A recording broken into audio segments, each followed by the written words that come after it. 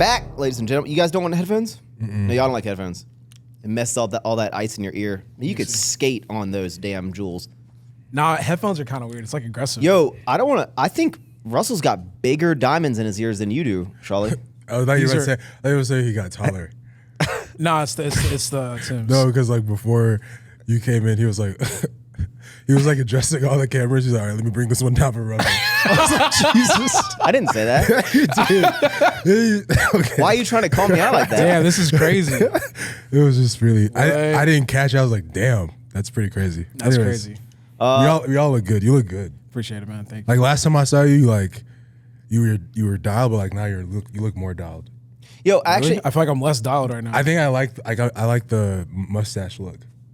I forget that I have this, to be honest with you. you know what's crazy? you just look like I got a question about your dial-ness, but like the mustache. Are you gonna grow a full mustache? I've always thought I can't. This is all I got. You can't I do mean, the if you just goatee? keep doing nothing, it'll just keep going. You can't do the Esmo. I don't grow facial hair like that. You know, like the full, like the Ted Lasso mustache. If I could grow it, I would grow it. So like my dad had a mustache like that for a long time. Like when he met my mom, for some reason mustaches like that. Like I'm talking full mustache, Ted Lasso mustache. Oh wow, this is good, man. Hey, thanks, dude. Sourships.com, Ghost Energy. Oh wait, shit. Oh. BPN code. That's right. Code Nah, we're Russ. good. It's energy drink. We're good. I always thought mustaches are like, when I see someone with mustache, I think they only have one of these big mustaches because they're trying to like be like, I'm a funny guy, I got a mustache. Like, look at my funny facial hair. Yeah. Like, I think they look kind of strange. And this is coming from someone like my dad had one. I can't, like, when I grow one, it's because I'm like trying to be goofy growing a mustache, not because I want an actual mustache. I've never seen you with facial hair. I can't grow it, bro. I've seen you with facial hair. There's like this one you were trying to do. I don't know what you were trying Was to it do. COVID? When everyone so. was down? I took some time and like grew it all out. I talked to Derek, More Plates, More Dates, and he sent me his minoxidil and like the roller and all that shit. You know what minoxidil is? I was gonna make a joke, but I don't feel like Go ahead, say it, bro. Make fun of me. Nah. Your podcast is like kind of big. I don't want no problems. Did you learn after last I time? learned after last time. I was like, oh shit. Yeah. Well, he sent me the minoxidil, which you put on your face, and it's like the derma roller and all that shit. Yeah. But I'm too much of a pussy to do it because I'm. Oh, you haven't done it? No, It I have works. all this. Yeah, but I'm like, I've done it. Yeah. Damn. it's kind of like. Look, like you know how like both you guys are on like TRT and stuff, right? You know how Whoa. IPF, Pounding America, definitely not. You know what's so Whoa. funny? You're making jokes now. I'm gonna get tested 100%. 100% I'm gonna get tested. Whoa. but like I never took steroids because I always thought something bad would happen. Whoa. I've never taken steroids either. So I always thought if I did the minoxidil, I'd grow like I'd end up growing like a unibrow on the upper part of my cheek or something, bro. Like it don't work like that. yeah, but do you have to put it the exact place that you want the facial hair to grow? Allegedly, that's what I think. I'm like, what what if I make it too high? What if I fuck it up? You got to be careful. I mean, you're not gonna. I think it just stimulates the hair follicles that are there. You don't have hair follicles here. So like, if you don't have it there, you don't have a problem. You've seen some people that have some hairy faces that like apparently people do have hair follicles. What if I'm one of those people that just hasn't stimulated you yet? can literally see When it. you have like hair that goes, do you get laser removal to get it off? Like when people have hair like up to like super high. I'm not a hairy person, so I don't know. Dialed. What is the definition of being dialed? No idea. I just I like to run. And Isn't that kind of ignorant to say things you don't know the meanings of? I mean, the definition of dialed is being. I thought it was a bar of soap for a while. Horrible bar soap, by the way. Yeah, it's pretty bad. I mean, dialed is just being committed to what you're doing. I mean, I think for me, dialed is just being committed to like. You could be dialed with work. You could be dialed with like physical exercise.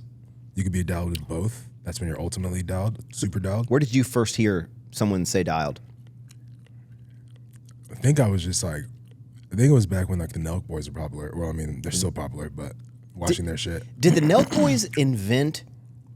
Can you just, man, y'all can't hear the headphones, but I can just hear Shawley just. Oh, my bad. Chewing. Oh, I don't have my headphones. God. My bad. That's why I don't like wearing them, because I be hearing every little yeah, thing. and then my personal sound effects, I don't want to hear that. Breathing and shit. Did the Nelk Boys, did they invent the whole like send it? I know their thing is full send, but are they the ones, like for the longest time, I would always say, like, oh, whenever, like, is there last set, best bet? And someone's like, oh, that's Steve Cook. And I go, Steve Cook didn't like make up. Oh shit. He didn't invent that, but he says he did. I'm like, oh shit, maybe he did. Oh, he didn't. So did the oh shit, Russell. Russell is beef. No, with that's Steve like Cook. football shit. Last set best. That's only your coach says. But I did never the Nelk watched Steve Boys? Cook. Are they the first ones to say like I'm gonna send it? That's where I first watched it. There was a period in time where like at work, we would work in 2020, 2021, we would work in our office at our warehouse with like the Nelk Boys on the TV, and we would just like study their game. Why are you shaking your head? It just wasn't for me. You didn't like it. Hell no. Yeah, I think I would share it with him, and he was just. He didn't fuck I with it. think I mean not just them, but like the whole like. They've changed. They've matured a lot. With some, Well, a lot of you have to at some point. Like you can't be like 21 doing all these like or you can't be like 31 doing all these same jokes. That's why like the shock value, like kind of extreme joke stuff. I'm just like eventually you're gonna have to be like I ain't gonna do this anymore. But if that's like your shtick, but I mean they're crushing it obviously. That's why I had this discussion with someone else the other day. Like every prank Instagrammer, like for instance, like Drewski. Remember Rennie?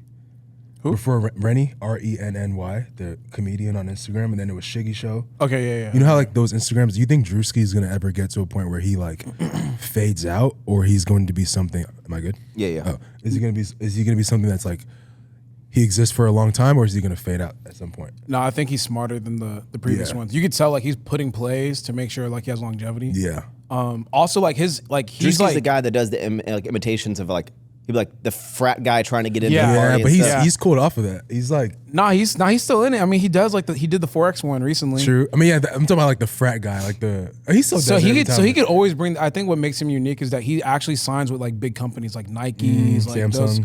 all those kind of companies. Whereas like the other guys, it was just on social media.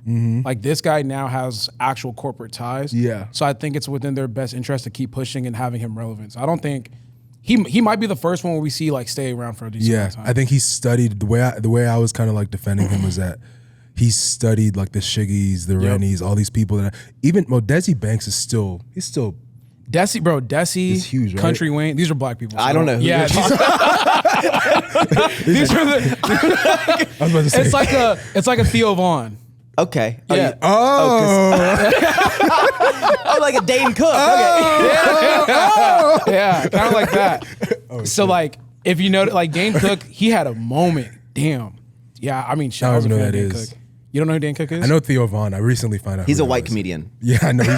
He's actually very funny. He's very Vaughn's- funny. Theo Vaughn's podcasts are more funny than his stand-up. Yeah. I've seen his stand-up and it wasn't. Well, do you want to know? Okay, I think people like Theo Vaughn, like his humor, why you probably think is so funny. The podcast is because I think and not like it's kind of like I've always said that like my comedy comes from other people saying shit and me just having like a really quick reply, witty comeback. So in the podcast, he gets to like he gets to do that the whole time. Like people are saying things and he doesn't even know the jokes. Whereas like a comedy stand-up is like you wrote it out and if it doesn't hit, it doesn't hit. Yeah. But if y'all just say shit, then like that's why like conversational like humor I think is like more effective. oh yeah. Than all Doing shit. stand-up is probably like the most terrifying thing. Like, Oh, yeah. Can you imagine getting on a stage and no one laughs at your jokes? I always think about that when I like see comedians. Yeah, but so Have you ever wanted to be a comedian? I did a podcast with Dane Cook, the white comedian, and at his house actually in L.A. This guy's a superstar, by the way. He- Like, like, I think I remember when you did that. I just didn't know who it was. he was like He is like think of how popular like Kevin Hart is in the like comedy space. Like Black Space. no, he was popular. Respectfully, Dane Cook was like and I hate to even compare, but like Poppin'. and this is even before social media was as popular, so he couldn't even been at the same level as now because it Was just, he before Kevin Hart? He was, Yeah, way but before. like he was like that popular in the comedy space, even which is even more impressive because that was like when people had to buy like DVDs and buy shit. Dave Chappelle era?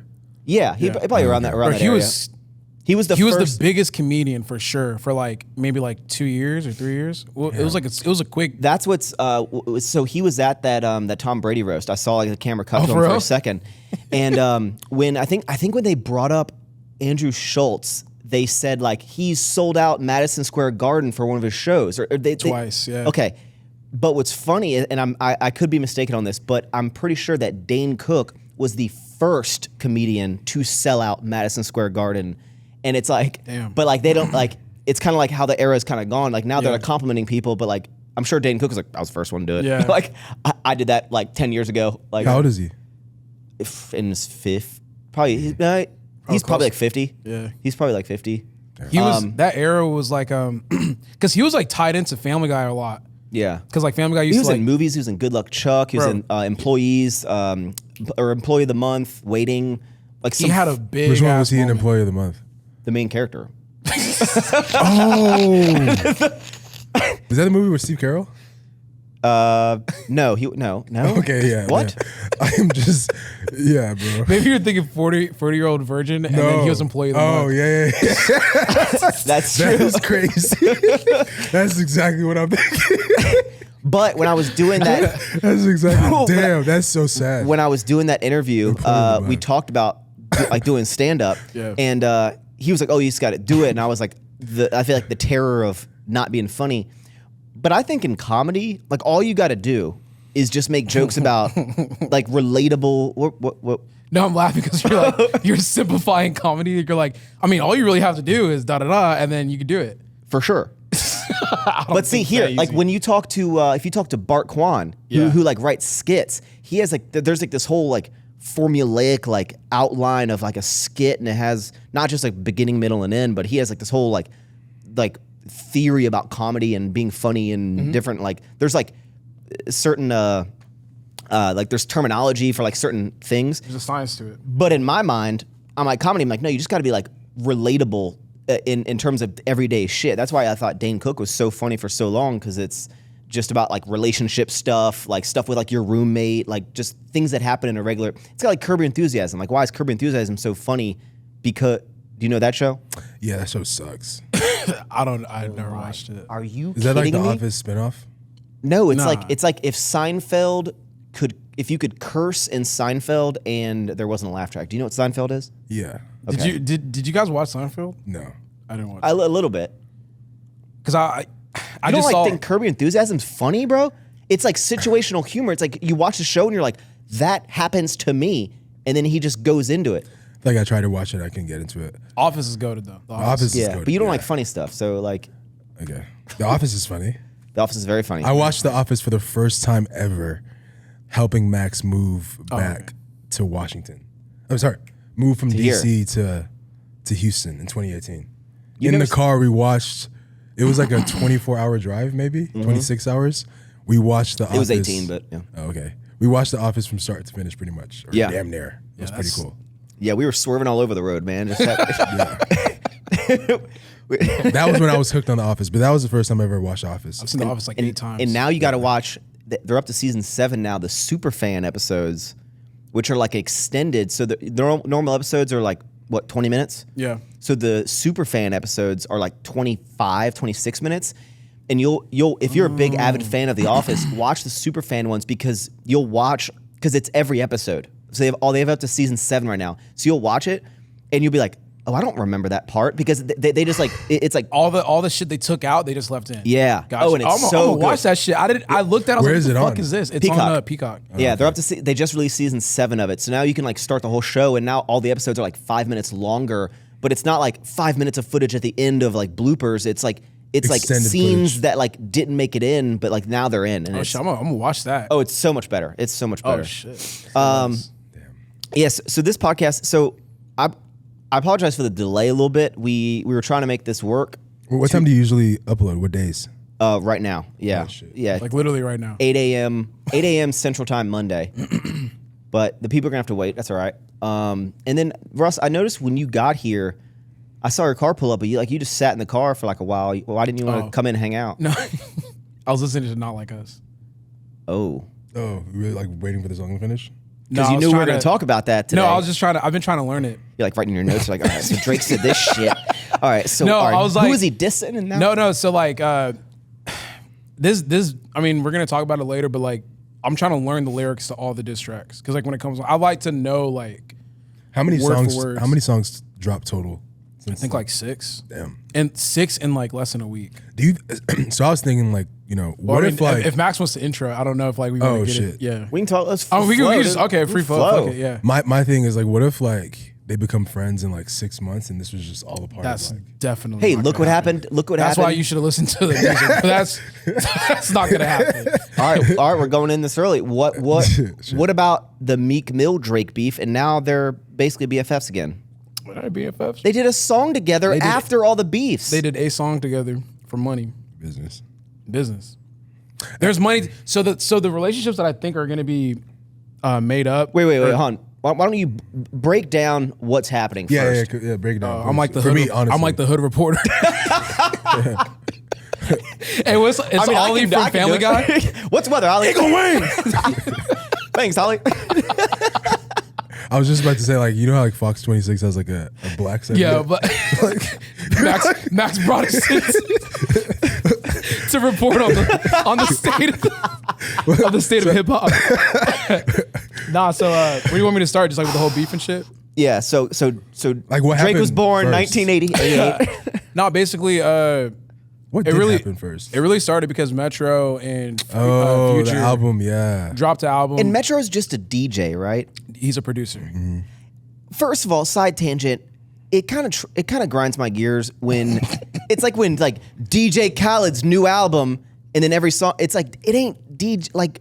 Nah, is it a Metro album? Like I mean, he produced the whole album. So every artist has a producer, but you don't see. no. Not Like that. Not for a so whole like the way album. that the way that albums are traditionally done is that an artist will go and work. So it's like imagine dropping a compilation YouTube video or YouTube series. Yeah, put it right? into dumb terms I would understand. Yeah, it. right. So let's say Oz filmed one video for you, and then Duhan filmed one video for you, and then X, Y, and Z, and then you put together like 10 different videos. That's your album or like your YouTube album. Okay. So instead of that, Oz just directed everything for you for those 10 videos. Okay, so one person made all the videos. Yeah, but it's like in collaboration. So it's almost like you guys work together to put this all out. Yeah, but the producer like they can't sing or anything, so of course, but it's like, of course it's still their it's body of work though. Yeah. So But why does every producer not have? Because they don't. they do. No, some producers do have like full length albums. So They like just- so like Metro might drop something where it's like a compilation album where it's like, okay, I don't have one artist that's just doing the whole thing. I literally brought together, I use my connection. So it's like, okay, so it's like Oz getting together like all the people that he films for, and then he drops a YouTube series. So Metro like makes the beats and everything Yeah. too. Metro makes the beats So he's and all basically like, Future, I made all these sick beats. You're the fucking guy I want on all the tracks.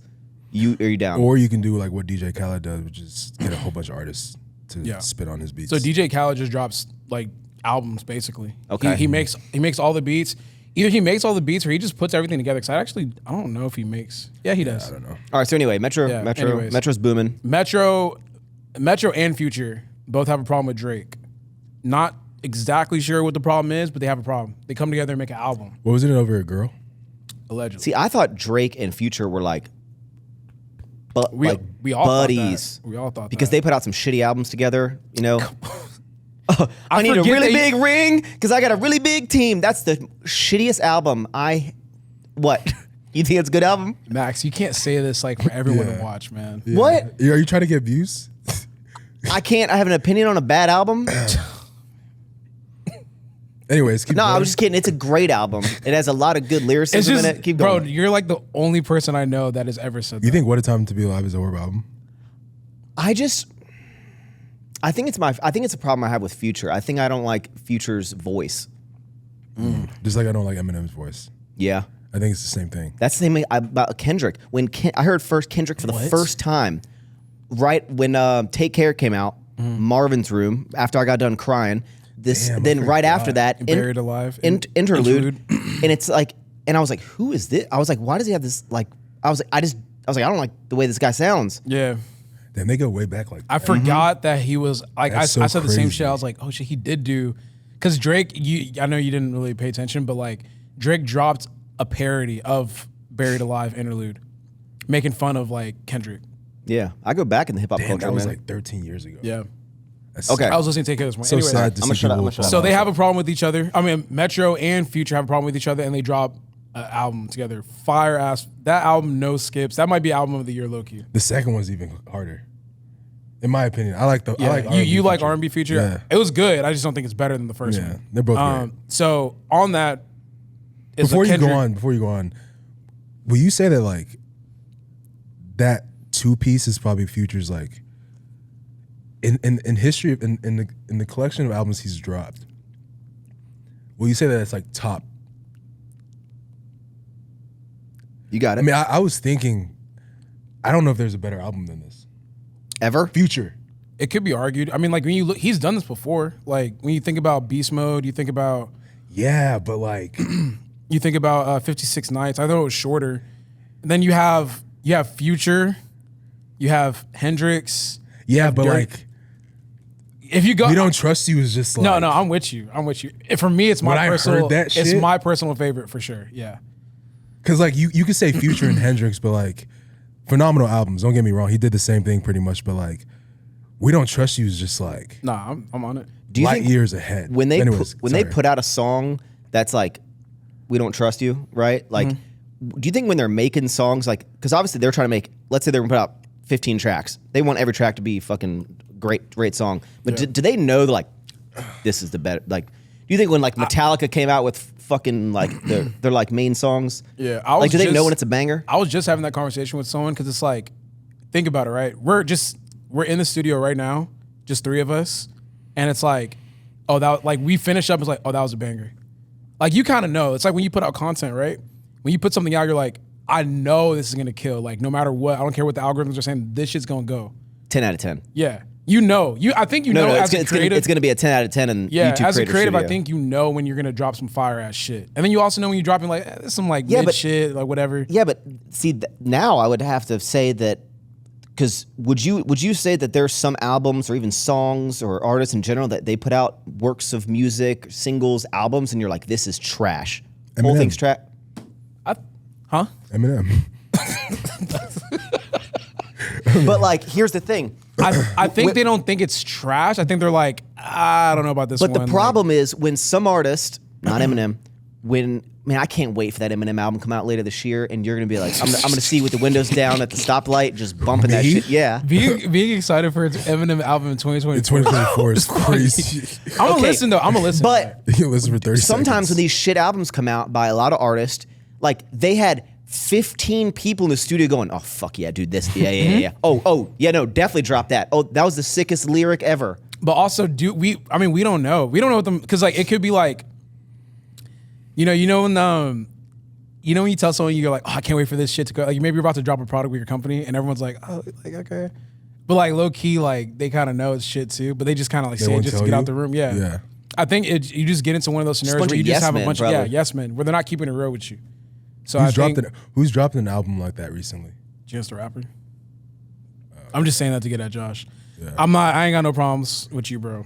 I'm just joking. But I was just saying that to get at Josh. Anyways, continue with the layout Yeah, of the anyways. beef. So We Don't Trust You, We Still Don't Trust You, and then Oh, there was 2 different songs? No, there's two different albums. You haven't Yeah. listened to the second one? Do you like that album?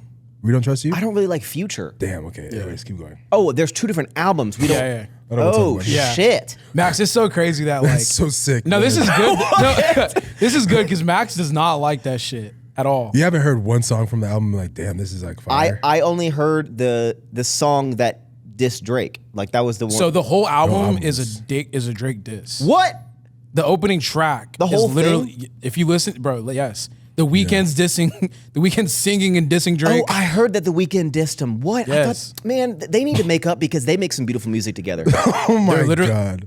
I'm not gonna say this. Okay, I'll say it after. But No, because the Weeknd, bro, like Wait, what were you going to say? The Zone by Weeknd and Drake. I mean, some magic. They're what? there's violence going on between them now. Oh, I saw that. Allegedly. Yeah, I saw that. Yeah.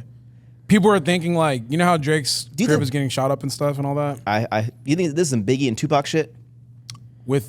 It's not with. I mean, I don't like man, saying I'm not that. gonna stop, Yeah. I'm gonna stop talking because it's like allegedly. I don't like doing like the.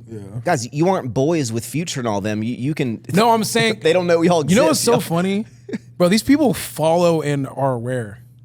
Huh. Like I have some rappers that follow me now. It's Who? kind of weird. Yeah. I have like I got Riff Raff. Meek follows me. Conway the Machine. Meek Mill follows you? No, he doesn't. Hold on. I'm gonna. You keep talking. I'm gonna pull this up because I Oh want to my see. God. But I see what you're saying. You don't want to like. You realize that like sometimes when you say shit on the internet, it's there. It goes like it doesn't go away. Yeah, like yeah. I remember I posted about Conway or Benny or some shit like that, and like they DM'd me. I was like, oh shit, like in a good way. Yeah. Yeah. No, again, I was showing love. I'm a huge fan. Yeah. Same thing with who else? Who else have I done that with? Man, Meek Mill doesn't follow you. Bro. Man. You don't follow me then. Man, you making this shit up, dude. I have a screenshot. It's like 2 years ago. But anyways, like Logic too. I remember I used to like clown Logic a lot. And then like his bodyguard like follows me. Yeah. And like anyways. There's some shit you don't say. Yeah, I just want to be careful what I say because like I ain't trying to like Yeah. Hold your opinions down, put your head in the sand. It's good, dude. But also it's like alleged shit. But basically the whole album is them dissing Drake. And it's like, we don't trust you. They definitely have his photo up on the wall when they were making the songs, man. They probably did. Yeah. That album's this will hard. really get them. They went crazy. They used their him. hatred. Their hatred compelled them to make it a beautiful amazing album. album. How do you? And sometimes rap needs that because, bro, rap before that album, I was actually starting to give up on hip hop. Rap was dying for sure. Yeah. Oh, excuse me. I was starting to give up. Yeah, that was sick. You think they heard that? I heard it in the mic. We all heard it. I was like, do you think they heard that? Yeah, bro, we all did. Anyways, bro, my you're lip just basically grazed the like mic. stepbrothers in an interview right now. They're like, did you just? Is that onions and tomato? Nah, but they use hatred to create a great album. And anyways, I'm sorry, just keep going. We were talking about how like that was a diss, and then what happened after that? Okay, so then after that, Drake comes out with he doesn't really come out with it, but he it's like an AI type of thing where we thought it was AI push-ups leaks, right? And for like maybe like a day or two, we're like, yo, is this real? Because it's like a Drake track where he's just going all out on everyone that dissed him. And then he eventually came out and dropped it like a CDQ version where it was like on DSPs. So then that's when the beef started off. What do you think, in your opinion, what's the order of operations? Like, all right, we're gonna make this fucking diss track against Drake. All right, let's go. Let's, put all of our time into making this diss track. They release it. Like, what do you think the order of operations is of, yo, Drake, you hear this? Like, who's texting him? Does Drake hear? Does he sit there? Does he listen to every song? Does he look up the lyrics on everything? Like, and then is he like, okay, I got to go in the studio right now? Like, how do you think this all happens? Are you saying like how I think it went down? Yeah. I mean, shit. I think he listened to the points where they were like directly dissing him because he was on tour and posting about it, like saying like, "Oh, like y'all talking shit about me? All right, say less." The problem is that it's like probably like 4 to 5 like heavy hitters. Like these aren't just like run of the mill artists. This is like The Weeknd, Future, Metro Boomin, Kendrick Lamar, and then I think ASAP Rocky, Rick Ross, French Montana.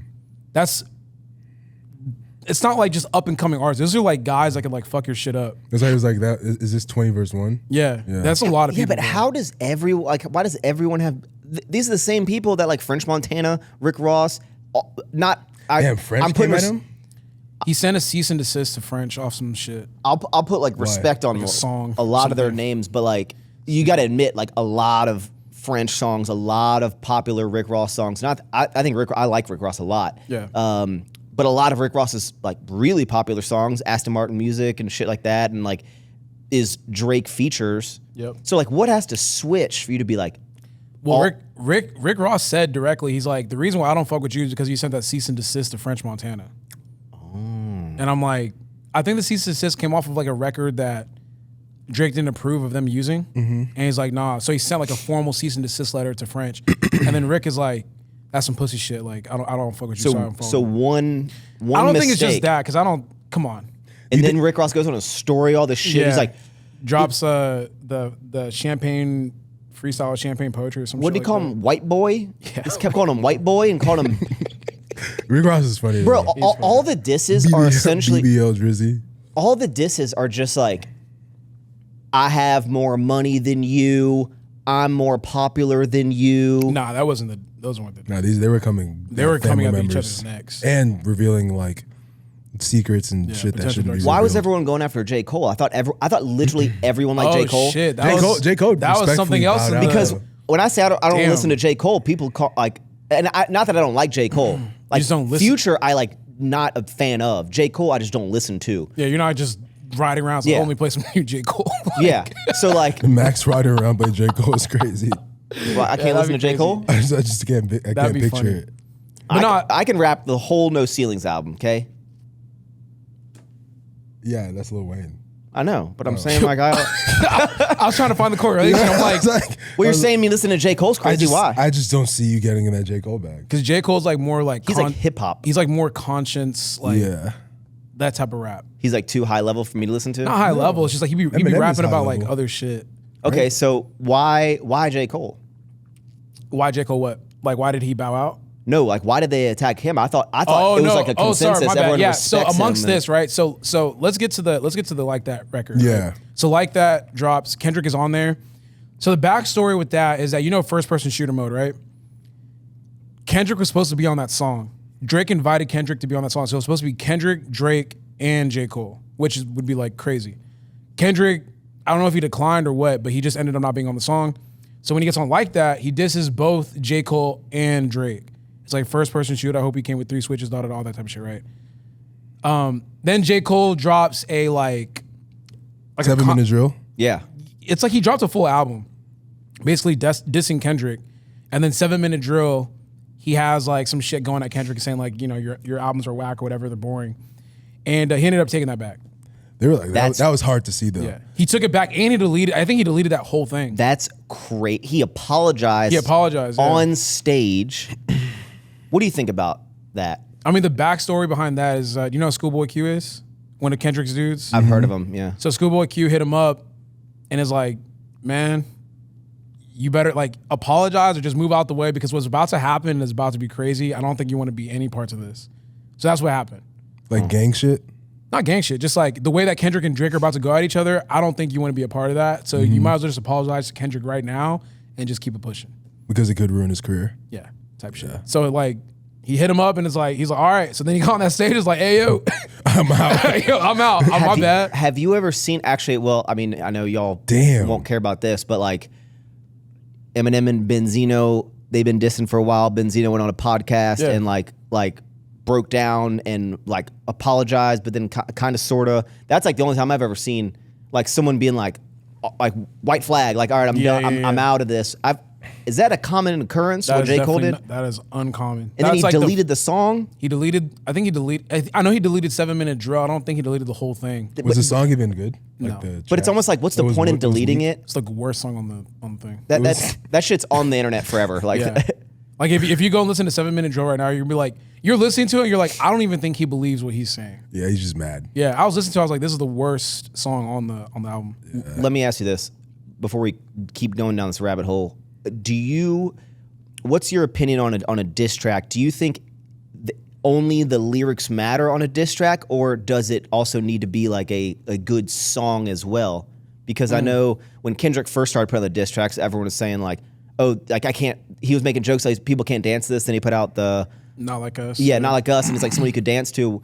Whereas first I was like, okay, like yeah, it's a diss track. It's not meant to be like a song you kind of bump. It's like a public disrespect thing. Whereas, but Drake on Push Ups, I'm like, this is a bop. Like this is a song. Like this is Kendrick like kind of like he wisened up. Like I think the tracks he dropped are pretty catchy. So the thing with that is that I think Drake is the one that kind of made that a thing. Maybe I'm trying to think of like Ja Rule and 50 Cent and all them. But I think like for our generation, Drake kind of made it a mix of like, yo, I'm gonna make a hit record and diss you on it. So you're gonna hear this everywhere. But do you think that's also more of like a, in the rap world, kind of like a, like, because then you have to like, instead of just being focused on dissing the person, you're like, okay, okay, like, all right, you know, like Kendrick, I hate you. It's it's definitely like, something that only like. No, I can do that better. Like, let me run it back. I feel like only someone like a Drake could do that, or maybe like a Weeknd, where like, or like a Future, where they could like sing and like they're known to make hits and good music in general.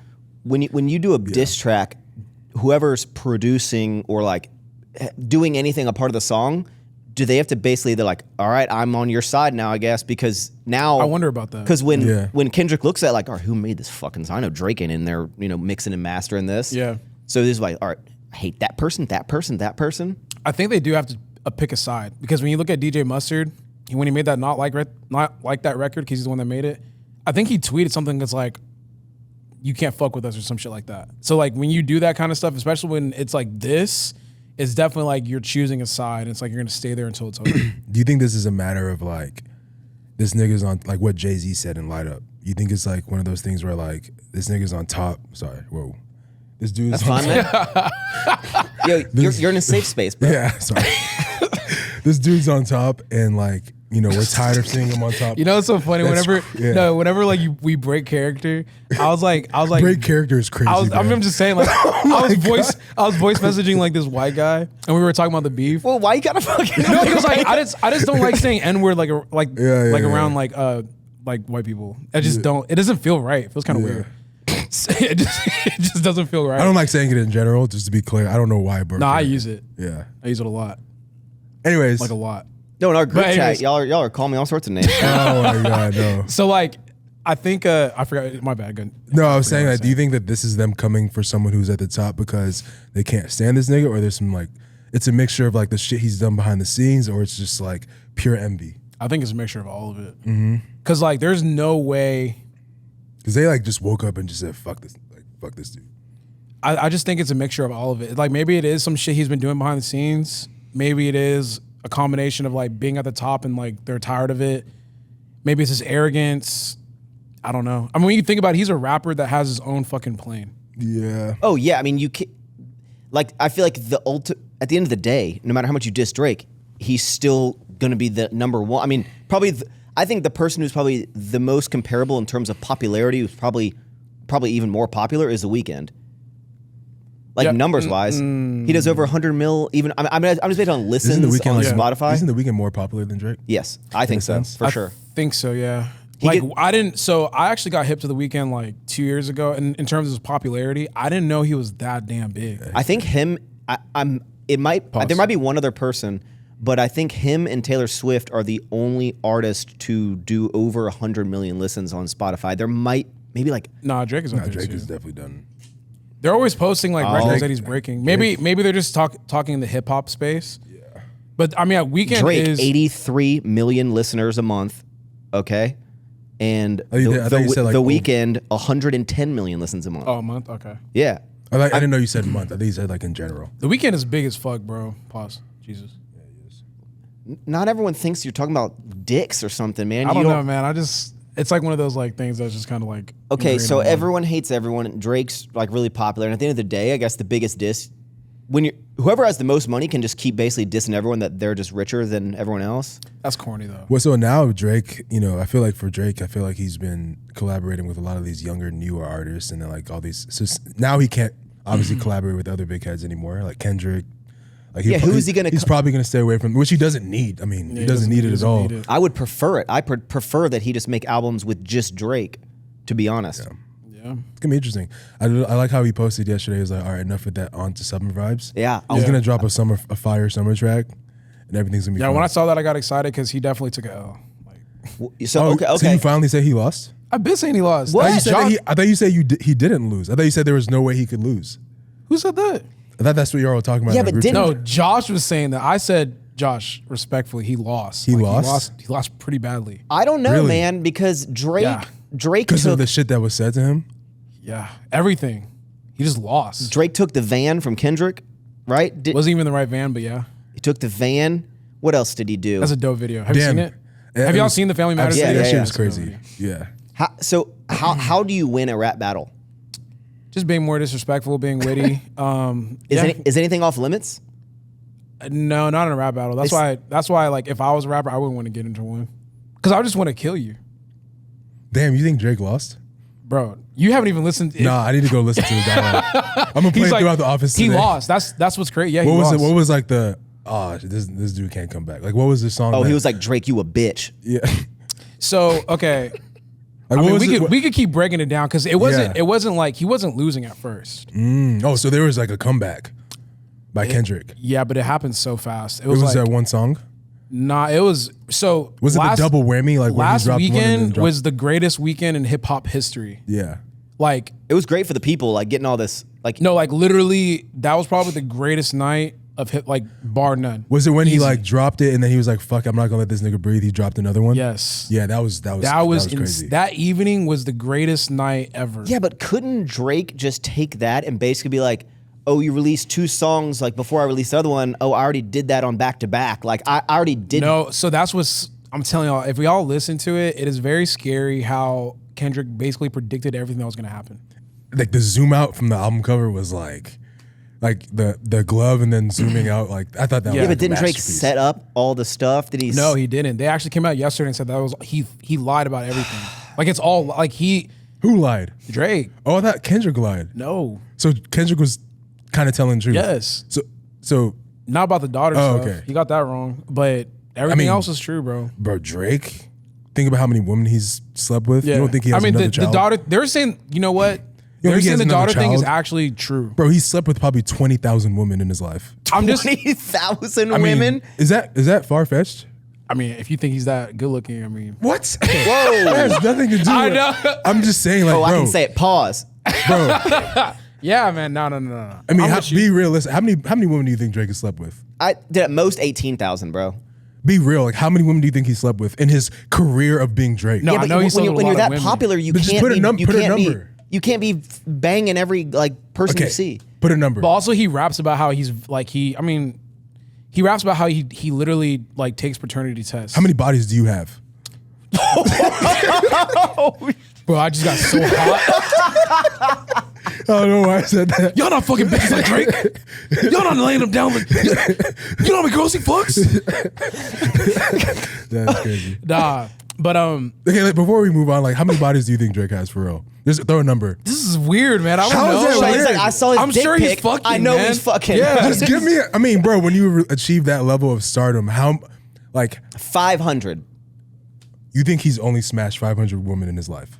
It's not about how many he can hook Yeah. up with. It's about how many he like shoot. Like when you're that It's a level. lot. What's the point that's being made though? Yeah. Why you care so much about it? Well, I don't care. I'm just trying to prove that. Is 20,000 a lot?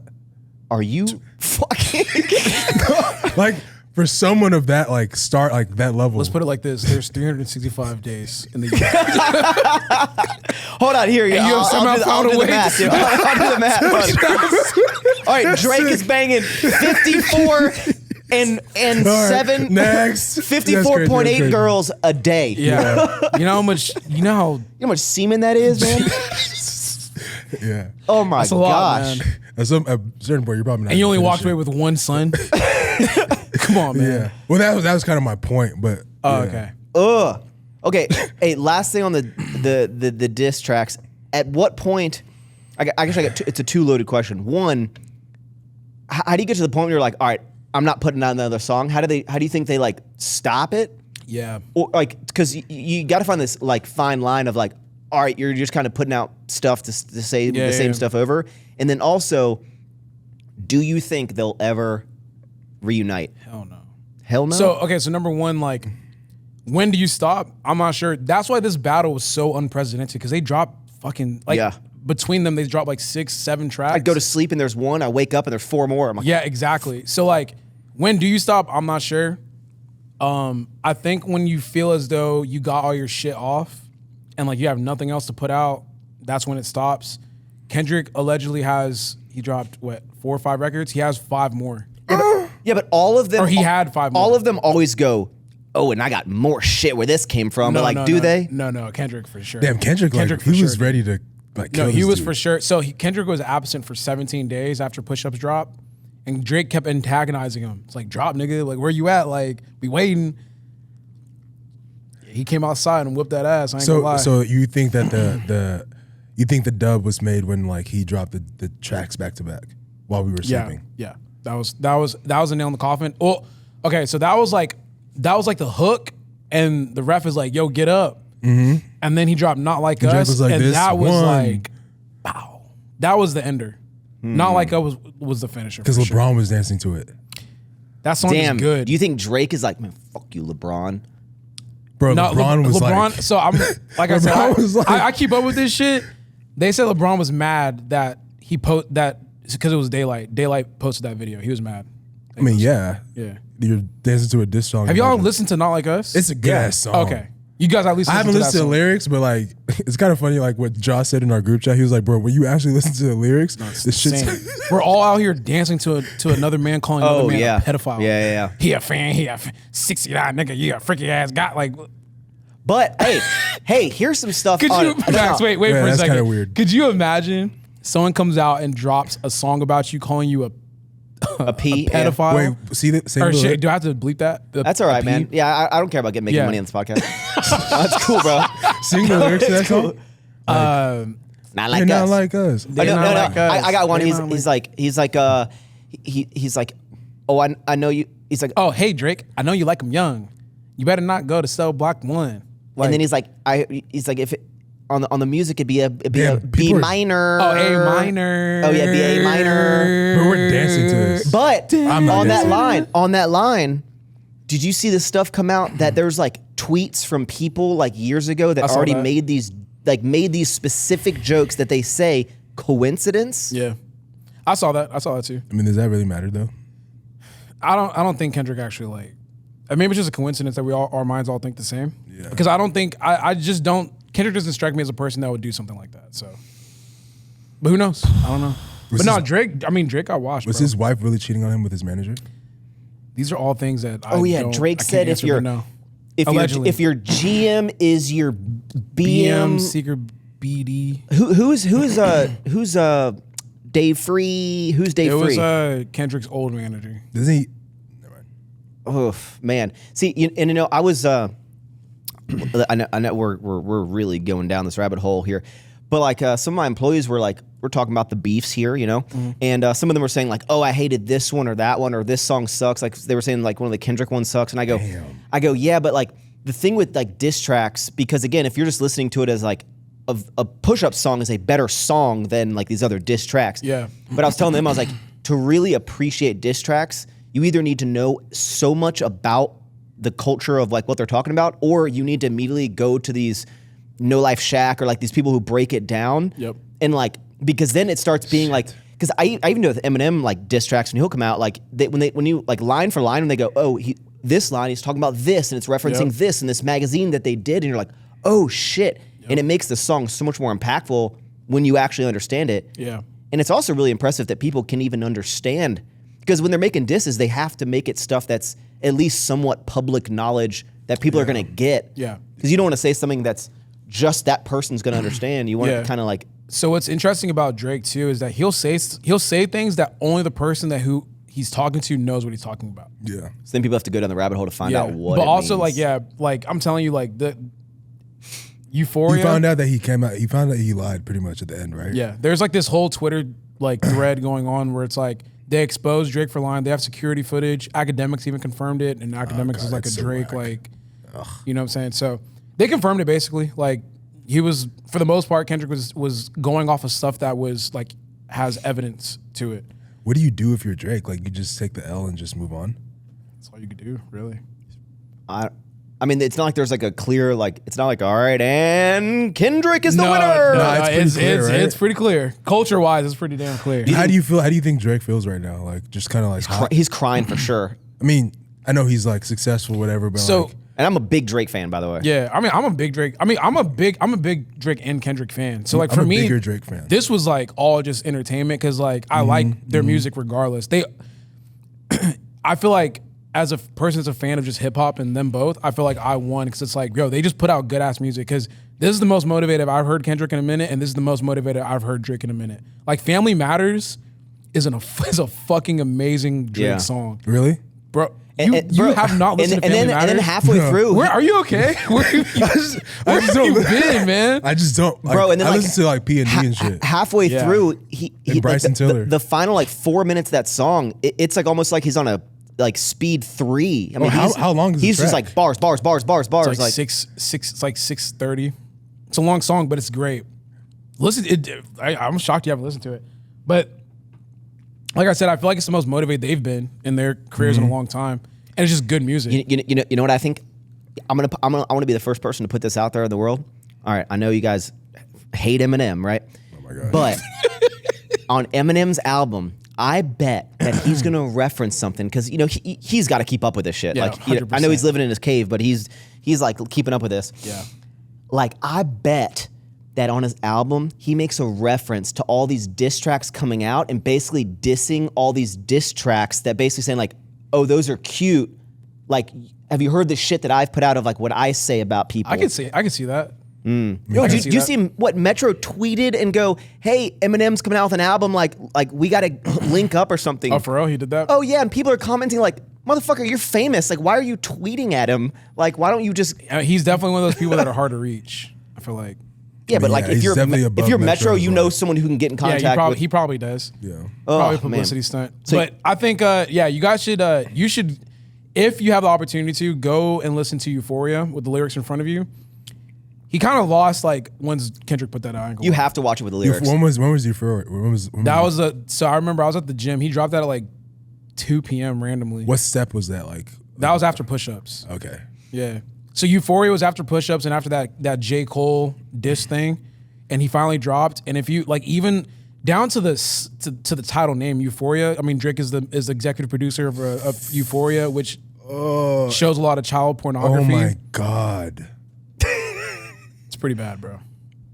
So if you go listen to it and you listen to it. But then you think about like he breaks everything down perfectly. I think that's the song he spent the most time on. Do you want to talk about this? What? Child. Yeah. What? Like no, we don't. No. Like we talked about it in the group chat a little bit. Like I'm not in that group chat. Yeah. Maybe I'll get invited one day. I don't know. Maybe we can cut this out if it gets a little weird. But like, do you think he's like weird? Nah. I think the accusation is so aggressive. But you need like concrete like. Yeah, but when you match up, yeah. but so there's a lot of allegations, which sometimes when there's a lot of allegations, like something has to like hit after a while, and then you also see like the way he moves in like real life. Nah, like so, with his attraction to like younger. Nah, man. Are you talking about like the Millie Bobby Brown stuff? Yeah, no. So like, no. So I think what happens with Drake is that he, like, outside of being a rapper, he's like someone that attaches himself to people that are famous. Like, you could be old, you could be young. It doesn't really matter. He's gonna attach himself to you because it's almost like a collab. Yeah, you know what I'm saying. And I think and the women have come out, like the girls have come out and said like, no, there was nothing inappropriate, like nothing happening, that kind of stuff. I just want people to understand when you accuse someone of being like pedophile, yeah, that's like you're sexually attracted to pubescent kids. That's a wild accusation. That's a really heavy allegation. If Kendrick is saying that, do you think that he believes that there's truth to it? I think so, yeah. Or I don't even know, because the way that I look at it is that Drake went personal with Kendrick. Right, because if you listen to, because Kendrick dropped 2 songs, right? He dropped Euphoria and 616 in LA, right? In both those songs, it's literally telling Drake, hey, bro, we could just rap and be competitive. Do not talk about my family. Like, leave that shit out. Go listen to it. It's crazy. Leave that shit out. Because if you go on my family, I promise you I'm finna fuck your shit up. And then what does Drake do? And Drake literally said on Family Matters, he's like, don't tell me what to say. He's like, don't tell me what to say. It's too late. Like, I'm on this shit. And he mentions the kids and he mentions the wife. And then Kendrick's like, all right, I'm gonna go to hell with you, bro. But bro, okay, if we were dissing, okay, that's a really tough accusation. If we were dissing and like I'm going after you, like Drake or Kendrick, like they have to know kind of the skeletons in their closet of like, oh, you don't think he'd go there? Like Drake said it. So in Taylor Made Freestyle, he said, in Tupac's voice, he said he was telling Kendrick to talk about the pedo shit. What? Yeah, man, this shit's weird, dude. That's what I'm saying. Listen to it. Like Drake is like he tried to be Rabbit himself. Yeah, classic, that's nasty. Classic. Yeah. Hey, that's an Eminem reference, by the way. But he tried to be. He's like to talk about the pedo shit. I heard that shit on the Joe Budden podcast. It must be true. You know, so he told him to take that angle. But there's a lot of people that think Drake is like that kind of person. Yeah, he's like, that's the only thing you can say about me. And then what did Kendrick do? He said that about him, and it worked. Do you think we have a situation? And I love Drake. I love you, Drake, man. But do you think we have a situation? In case you're listening, man. Do you think we have a situation further down the line where like something comes out? I hope Yeah, not. for everyone's sake. Yeah, I hope not. I hope not. I hope it's just like These are a lot of like. I just hope it's like some weirdo behavior. Because and that's Joe it. Budden said it years ago. Like, kind of. Do you think this is gonna come back to bite him in the ass? How what is it?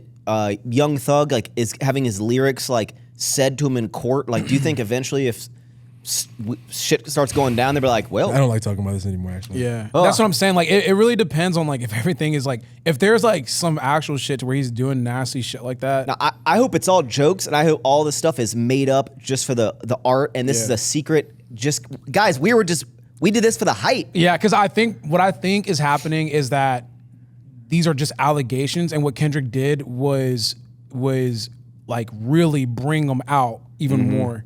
I don't think. I mean, like I said, I've seen nothing to make me think it's true. Yeah. But I'm also not gonna sit here and be like, oh, he definitely didn't do that. I don't know these niggas. Like, Hey, But like, think about like what they be doing? Think about the Diddy situation. Like, do you think that when you get that rich, like you just like you think you're untouchable? one, of course, but like, you know, you have a big ass house where like you feel like you're so secure from the outside world that any fetish or anything that you like, you know. I feel like at some point you become out of touch. I mean, is that like with the Epstein reality. Island kind of shit? Like, Yeah. Yeah. Like you almost become out of touch with reality. You just feel Yeah. like you're untouchable. Yeah. And it's like, So you start to bend the law a little yeah, bit. because think about it. You were off your phone recently for a decent amount of time, right? Yeah. You just felt disconnected from the world. Yeah. You felt like you could almost do anything Yeah. and no one would know. But like, you know, word of mouth. Like if you treat people poorly, let's say like you just because you didn't post it on social media doesn't mean it didn't happen. Yeah. True. You know what I'm saying? So it feels weird. Like if I eat food and I don't post about it, I'm like, did I eat that food? Like, Man, that is a wild comparison. no. Why am I hungry? Whoa. So I'm saying the outside world will be like, damn, where have you been, bro? Like, are you okay? It's like, yeah, Yeah. I just didn't post. Hey, Like, next time if you go off for like a day or two, I'm like, yo, Russ, you eating, bro? You eating? you haven't seen no food on my story. It was like, it's a concern. That's a rabbit hole. Well, actually, if you don't see anything on Russ's story, it's because he deleted it for the algorithm, right? there you go. Yo, Russ- I deleted everything this morning and I posted this podcast. Russ, is it too wild on this to? Why did you get a new number? Oh no, that was being funny. I did get a new number though. So I was on my mom's family plan and she changed it. How old are you? No, how old are you? He wants you to say it so you can understand. I'm not gonna lie. no, When no, I like, heard that, I know. I'm 29, bro. You're damn, you're 29. Yeah. You're about to be And you're on your- 30. I'm about to be 30. and you're on That's your family plan. sick, bro. I was on my mom's family No, plan. here I want to know. Did you go, Mom? I'm almost 30. Damn, you're about to it's be time for me to 30? get off, or did she go, Russell? I'm taking your ass off the family plan. It was a lot. You should be having a child by now. So what happened was that like last month, my mom texted the family chat. It was like, "Hey, I'm tired of paying for y'all." I was about to say y'all niggas. I'm tired of paying for y'all's fucking. She's like, the phone bill was $500. Like, I'm tired of paying for y'all's lines. Y'all need to go get your own lines. It's about time. Did you try to talk her out of it?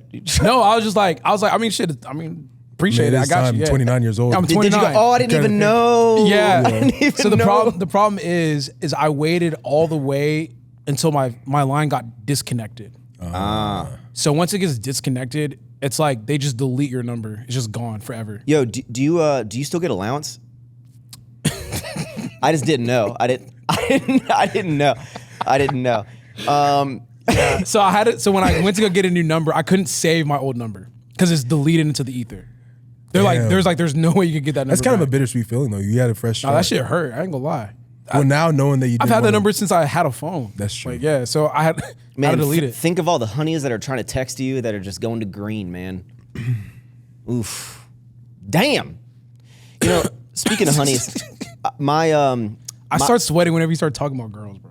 well, my main contact at my new manufacturer is he just got married, and I sent an email on it, and he was like, hey, like this is kind of last email, like the next like 2 weeks I'm going on a honeymoon, and I'm like, I'm turning the whole thing off. Here's like the person you'll be talking to. And I was thinking, I was like, man, that's crazy. I mean, I guess you don't have to deal with this, but like, can you imagine going on a honeymoon, like as a, yeah, I'm just saying, I'm just saying, Yeah, like, keep going. I mean, you can listen, but like, it's not relatable to you, man. But like when we go on honeymoons with like, you know, our significant other, like, Do you think you could just, let's say you're going 2 weeks, which honestly is kind of a long time, but like, could you just not do one single work-related thing? Or do you think there's like a balance? Or when you're on your honeymoon, like I feel like honeymoon's like a very special thing, but like to not do anything? I think I can now, yeah. Do you have enough trust in enough people and enough delegation that you could be like, I'm not gonna look at an email, nothing for 2 weeks? Yeah. I don't think I could do it. I can. Before I couldn't, but now I feel like I 100% can. Would That mental piece is like worth everything. Yeah, but you can't be like, all right, like, hey, just for like an hour in the morning, I can do some emails. I would definitely check up on the business, but That's weird. I just said, can you take 2 weeks? I thought you said I thought you meant like me, like actually like wanting to tap into work. No work. Like, what is work? Checking in on the business or like working? What do you think work is? Do you think like working is like talking to people, having meetings? If you check in, you're checking in to make sure nothing's fucked up, and if something's fucked up, then you're gonna have to do work. Yeah, but like that's where the trust of the people that you left in charge comes in. Yeah, but also being a business owner is a little different than like working at a company. So your question was like, do you think I can disconnect for 2 weeks? Do you think if you went on vacation and your girl was like, hey, I don't want a single thing done for work. I want it to just be you and me. And even if I'm asleep and you're awake, no work. Do you think that's too big of an ask? Do you think there's a balance? There's a balance. I think there's a balance. Yeah.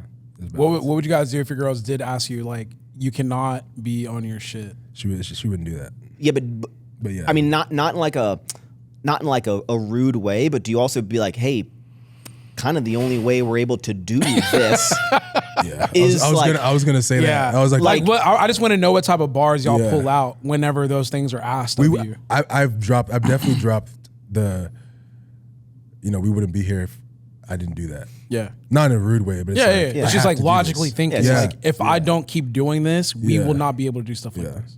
Yeah, I think Taylor's never asked me before. I think I've had a good balance, and I think she understands that, like, especially when we're traveling or doing what, it's like I kind of handle stuff in the morning, and then if like shit hits the fan, like I got to do it. I got to be the person. I mean, that's the approach that I would take. That's the approach that I do take. It's like, I try to get away from my phone as much as possible. Even on the weekends, like I'm very disconnected, but if I have to like tap in, I tap in. I have a quick question though. So whenever you guys tap into work, has there ever been like a problem to where like it's like, oh, you're working too much, or you're working during times that we should be spending together? Yes. I haven't had that. I mean, for me, I'll say you go first, kind of like on your side. What do you mean by problem? Like, as in like she's like upset that I'm working? Yeah, just upset that you're working, or upset that you're working during a time where you guys were spending time together. Like, let's say like you guys are watching a movie or something like that, and like you just open your laptop or you open your phone, and then you just like you're there but you're not there. Yes, in the beginning there was a lot of issues with that for sure. But I think, oh my bad. Do you turn work off when you get back home? I think I'm at kind of a different point with. I like started dating Taylor when the business, like I had already started like setting up like kind of the pieces of the infrastructure to like, and okay, like I don't need to kind of do this stuff. And I mean, for the most part, it's like if I can't get from morning to dinner time, or when I'm gonna go to the gym at like 4, if from like 8 to 4 I can't get like the bulk of that day's work done, like maybe if there's a launch or something, but if I can't get it all done there, then it's almost like a more deeper rooted problem on my end. But I'm pretty good about just completely shutting off at like 7. But you could ask Taylor, the way I kind of work in the evening is like I get emails like to my phone as if it's a text message, so it just like pops up. Fuck that. But do you do that? well, no. Oh, I have. Jesus. But when I go home, Nah, I'm on do not disturb. I think it's because like a lot of the people that you communicate with, it's like email. Because like you're dealing with like old money type shit, and and then emails all day. Yeah, bro. so yours is because I'm bad at email. Like if you email me something, I'm not gonna see it unless you tell me like, yo, I just emailed more you. of a texter. But the way I do it is kind of like if we're watching a movie or something. 99% of the time, I don't need to do anything. But pretty much I'll have my phone next to me and like it'll light up. It'll be an email. I'll look at what it says on that screen and I'll basically make a game time decision of in 99% of the time, I've never been have to be like, we need to stop the movie. I need to go to the computer right now. Yeah. But there's never a severe enough thing happening at 8 o'clock at night that can't wait till the morning. Yeah. but it will maybe disconnect me a little bit because if something does hit the fan that I go, oh, I have to deal with this tomorrow, that's immediately what I'm thinking about, like for the entire rest of our movie time. And then last question: do you guys take stress home from work? Bro, in this new season of my life, I don't at all. When I go home, that's why like when y'all texted me, I'm not gonna lie, no disrespect, but like as soon as I got included in y'all's group chat, I put it on Do Not Disturb, only because like when I'm at home, bro, I'm sorry. Fuck, man. I mean, yeah, fuck me, right, dude? That's fine. No, I do the same shit. I mean, we go way back. I do the same shit. For me, like, sorry. I mean, I didn't put this one on Do Not Disturb because like I fuck with y'all, but I mean, no, it's just like no, we're like Drake and Kendrick. It's cool, man. I know what you're talking about. Yeah, our main group chat, I have it on Do Not Disturb. Yeah, man. Like, I have my whole when I leave the office and I get home around like 6 or whatever. Like, from 6 to the next morning when like I start working out, my phone is like on Do Not Disturb because like for me, I don't like to like. One thing that I've done for the last 6 years is allowed like my business to like interfere with my personal life, and it's like ruined a lot of like my personal. Like relationships with people, and it's like also just like sleeping pattern, workout pattern. All these things are getting ruined because like I'm allowing that stress to enter my house. So to answer your question, like I used to be a very like strong component of like bringing stress into my house, but now like once I leave, I make sure that I'm very productive throughout the day. But when I leave work, unless it's just like sending like a creative idea to like a creative person on my team on Instagram. Once I leave work, a lot of that stress stays at work. Okay. Yeah. I feel like sometimes it's good. But there's some things that you can't, I'm not going to be like, oh, I'm not going to act like as if like life is perfect. There's some things that like happen at work and you can't help that stress following you home. Yeah. That's what I'm basically saying is like a lot of times my day can be going, I just posted about it on my story the other day. I was like, your day can be going great. Everything's going fine. And at 2:30, 3 p.m., you get hit with some shit that is either going to, and when you own a business, it's never just like, oh, I'm gonna have to do some more work because of this thing. It goes, the customers are gonna be furious about this. It's gonna cost me a whole bunch of money. It's gonna delay a bunch of shit. Like it's always one of those things. Chain effect, yeah. Yeah, so it's like, effect. and it all pretty much affects all of it. You're like, people are gonna be pissed off. I gotta be dealing with that. Yeah. And most of the time, it's like something that hopefully like you fix later so it doesn't re-happen, but it's usually like someone somewhere neglected something that did this, and then basically it's like I heard a good quote or saying by someone the other day that basically said like when you're a business owner, when you have victories, it's like my team did a great job, like it was my team, I couldn't have done something with my team. When problems happen, it is your fault. Like it is your fault. Because you didn't have the right structure in place, didn't have the right operations, people didn't know, you didn't. It's your fault. Like that's kind of how business ownership is. And so like when shit hits the fan and it goes home, I think Taylor handles it really well. But there's definitely times when I go home and I can't just flip a switch at 4 p.m. and be like, oh, I gotta deal with this shit tomorrow. But I'll just like, hey, I'm in a mood. But I think that just comes with the territory of ownership. You answered it better than me. I definitely, sometimes there's days where I'm like, I go home and I'm just like, bro, I'm not gonna lie, like I need to be left alone until the next day. Like, but I think your significant other like understands that part of like the package that comes with you, right? Yeah. I won't say like I need to be left alone, but I'm like super quiet, and maybe I'm just like, well, it's because all you're thinking about is like this problem or it's never like I'm obsessed like when I'm in a happy mood. That I can just kind of like I can curb my happiness until like tomorrow of like oh, everything's going great. But it's like stressful times. I feel like Inaka's going through like a bunch of transitions right now, right? Yeah. So you're like, explain what's going on. Cleared out my entire like my original staff. Well, I was okay. Whoa, we can go on that. I was. Bro, you like through the alley and like I was like, okay, am I gonna slam this hole or am I gonna? I thought I'm leaning more towards. Oh my god! I was leaning. Nah. I was leaning more towards like, okay, you're not doing like the graphic stuff, you're going to that, but you went, okay. No, the graphic stuff is definitely I mean, the direction of the brand, Inaka Performance. Yeah. No, I knew that like this is eventually going to be a question on the pod.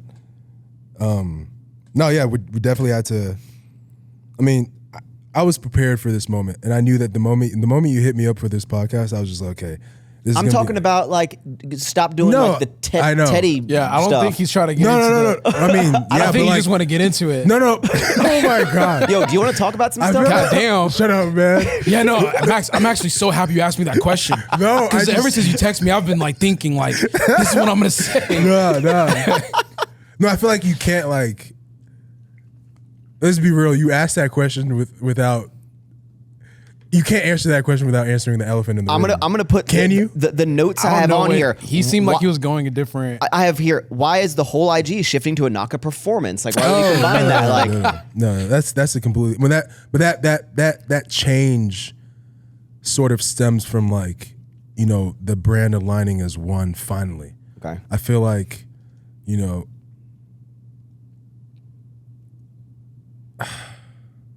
man. Let me lob it up a little more. Yeah. So, like recently, you've shut down like the supplements. You kind of went on that whole the tangent how it's just not the right. You watch my videos. Yeah. Especially when stuff's about like business related stuff. I love hearing updates on people's businesses and. So you shut down the supplements. Wasn't the right move. It was a big undertaking. It was a good success, but it wasn't the best like future for the brand. But like recently, most people have noticed that you've gone heavy into the running, the performance stuff, and I feel like you've pulled away from mesh shorts and even like the really big graphic tees. So that is what I wanted to talk about. Yeah. But you can go as deep as you want, man. I think for the long. Yeah. Sorry. It's more so funny. It's just more funny. It's like. Yeah, you're just thinking about Pointing dicks out, all the yeah. time, bro. Shit. Yeah, I think that is a testament to what you're thinking. No, about. I'm just like pause because like it's funny. I'm gonna go deep. No, I think the core identity of what a Naka was is still there, which is obviously, heavy graphic design, all that stuff. I think a lot of the changes that happen internally have produced majority of the recent output. And to answer your question, I think we're just truly honing in on something that we know that we're good at, which is clothing. And we're trying to explore every avenue of what we've done before and make it better. So to answer your question about the graphic designs and mesh shorts and stuff, that stuff isn't going anywhere. It'll still be there for our core demographic, but we're trying to expand beyond that. So are you still doing knee sleeves, accessories, belts? Yes. So if graphic tees and accessories were 80%, I'm talking about graphic, the mesh shorts, everything, and like let's say super simple, clean stuff was maybe I'm throwing numbers like 20-25% of your business. Has that basically flipped, and now your focus is like? I would say we're still like. I mean, I'm thinking of the collections that we have, the collections we've dropped this year, and the collections we have coming forward. Like we have 2 drops in the next 30 days. We're definitely still like 70-30 graphic. Okay. Or just, I guess streetwear. I hate that word, but streetwear. Okay. Yeah. And so like, is that going to be like? We're just because like you started heavily investing in our performance as well. And why did you make that decision to shift that way? Because and why a Naka performance and not just make a Naka a performance is a big part of it? Like, why are you separating the brands? Because I almost did that forever ago with Ever Forward. My idea was to have, when I had the cursive logo and then the kind of the big blocky one, my original thought super early on was like, all right, the cursive one is gonna be like the women's apparel. But then I was like, no, that's kind of dumb. I was like, all right, we'll make the premium line be like this stuff, and I was gonna have Ever Forward premium and this, and then I was like, but then is the other stuff not premium? Is the other stuff not performance? No, I think there's a way you can still market, the 2 different entities under the same brand, just to 2 different markets. I feel like a Naka mainline will always be a Naka mainline. A Naka performance will now be a Naka performance. Those are two different things that can't be marketed the same way. Because for a lot of businesses, that's like the money driver, because ladies be spending some money and like, and they're always looking for like new gym outfits, whereas the guys are more like, I mean, Russ just wears, fucking crop top and shorts every day. So, I mean, it's like the same thing. Yeah. My tanks that everyone's taking. Yeah. Why'd you stop the women's? Or why'd you? For a shorter answer, we didn't have the right team. Okay. Yeah. Do you miss doing clothing? Nope. Yeah, me neither, honestly. Nope. I've talked about it. I haven't really talked about it, but I know how I'm going to do it when I come back. I'm not going to do it like a big company because I just feel like what I learned from me personally, like I just got away from just dropping shit that I like and having control over every single drop. And I'd rather aim for like low quantity, easy to manage, and like I'm just not into like making a brand anymore. Like I'm into making a brand, but not like the way that I had it before, if that makes sense. Yeah, but why is that? I like just doing stuff on my accord. So like the model that I'm gonna adopt is the Tyler the Creator model, like the floor golf wang type shit, where it's mostly like everything that comes out of the drop is conceptually from me. So do you just not like being a boss? Is that like? I hate being a boss. Yeah, I hate it. Because that's like a whole. I think a lot of us is almost like, especially in the fitness world, it was like the arc that you make videos and then you become a business owner and then you make do this millions of dollars and all that shit. And it's like, so the way that I'm gonna approach it, and I've been doing a lot of studying and research with like all these brands that are on IG and social media. Like it's almost like a closet store where it's like, these are things that I like to wear and I'm cultivating a small community that likes to wear the same shit instead of like trying to feed a large demographic. Like, yeah, but when you become popular, like you are, like let's make an example. You're like, all right, I'm gonna do these drops. I'm gonna make 300 shirts every month, every month and a half. Doesn't matter what it is. I'm gonna do these 300, right?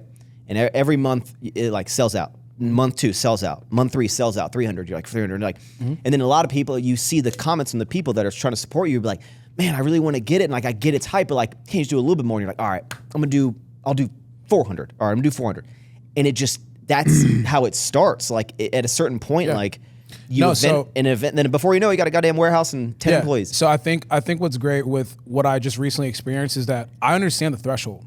Like I understand what I can handle by myself because I think we've all been there. I've literally personally myself packaged like 2,000 orders from a drop, like by myself during a weekend. So I know like, okay, if I only have to commit to one weekend to getting all these orders fulfilled out, I'll take that. Like 2,000 orders, and if you manage that, like whatever, that's good money. But at the same time too, there is marketability in being exclusive. Like maybe you can't get your hands on it, but that's the point. Like it's something that only the committed and only people that are like dedicated to whatever. I think I was having this conversation the other day. I think, and I like that you said it. I think that's like the difference between like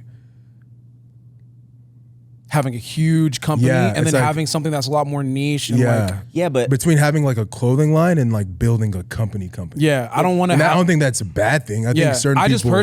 I just personally don't want to have like a big ass warehouse and then have like all these different things kind of going. The trouble that comes with it. Yeah, it's not my interest. I'd rather just put out. So for example, right, like if I'm into, and I'll show you guys example. I don't want to like say too much because like people be like ripping shit.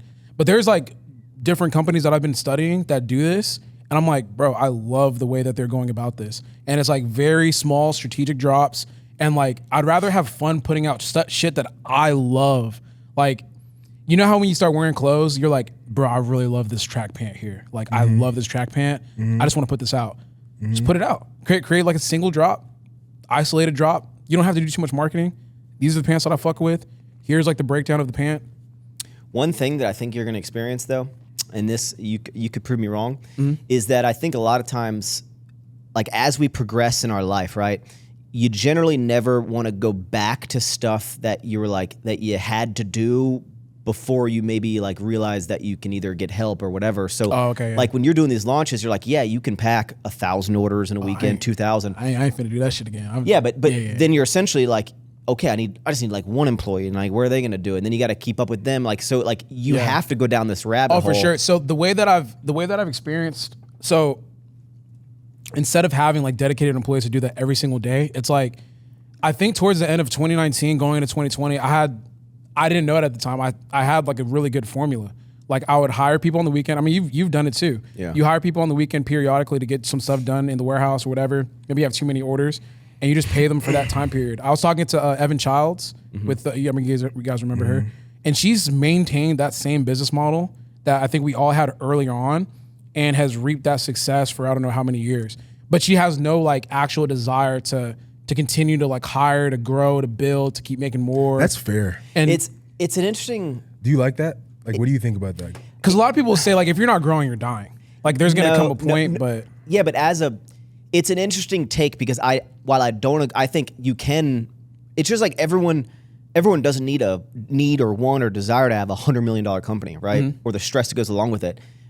But I think once you get into entrepreneurialism, the desire to like, it's not about like, I want to make more money. Like that's cool. That's a good byproduct of what you're doing. Mm-hmm. But it's like the fulfillment you get from like doing it bigger and stuff. And I don't know how I would like cap that, right? Mm-hmm. Because I feel like at that point, you might as well just do, not necessarily like a website like this, but like a Teespring, but like you might as well just have like designs, find a print on demand site, upload your designs, and they do everything. They like print it in real time. That's like, yeah, that's too low quality. I think what do you do for me? Like, I hear what you're saying and I feel like for someone like you, based on like what I like saw you go through and like what like, you know, the struggles that I saw you face with like, you know, being with Better and just like pretty much, I mean, you saying that you didn't want to deal with that stress anymore. You wanted to get back to doing what you loved. Yeah. I guess, do you think that that's something that like you would bring back? So your goal is to bring that back and make it just like consistently just hype, right? I think what I'm talking about is that I don't want like a daily team. Yeah. If that makes sense. And then the way that we were dropping, I just, now like in hindsight, I would do it a different way. And like now my interest is completely different in terms of just like dropping like, oh, here is, you know, 5 new mesh shorts and 5 new tees. Like I'm not gonna do that. There's just no way. So now like going forward, the drops would be like, I'm gonna say it off camera, but it's gonna be a lot different than just like tees, shorts, like every single time. It's gonna be something different. Yeah.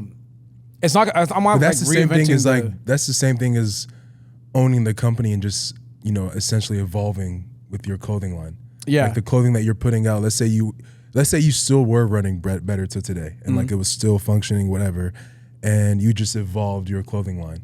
But also too, like I think like whenever you run companies that big, right? Whenever you drop certain products, like there's certain things that I wanted to do that just there's no point in doing because it wouldn't make us any money. It's almost like spinning your wheels. Like don't do it. But now I don't have any overhead. Like I ain't got like I'm not attached to something. So let's say if I want to drop like I don't know if I can like a clock. Like I want to drop a clock, right?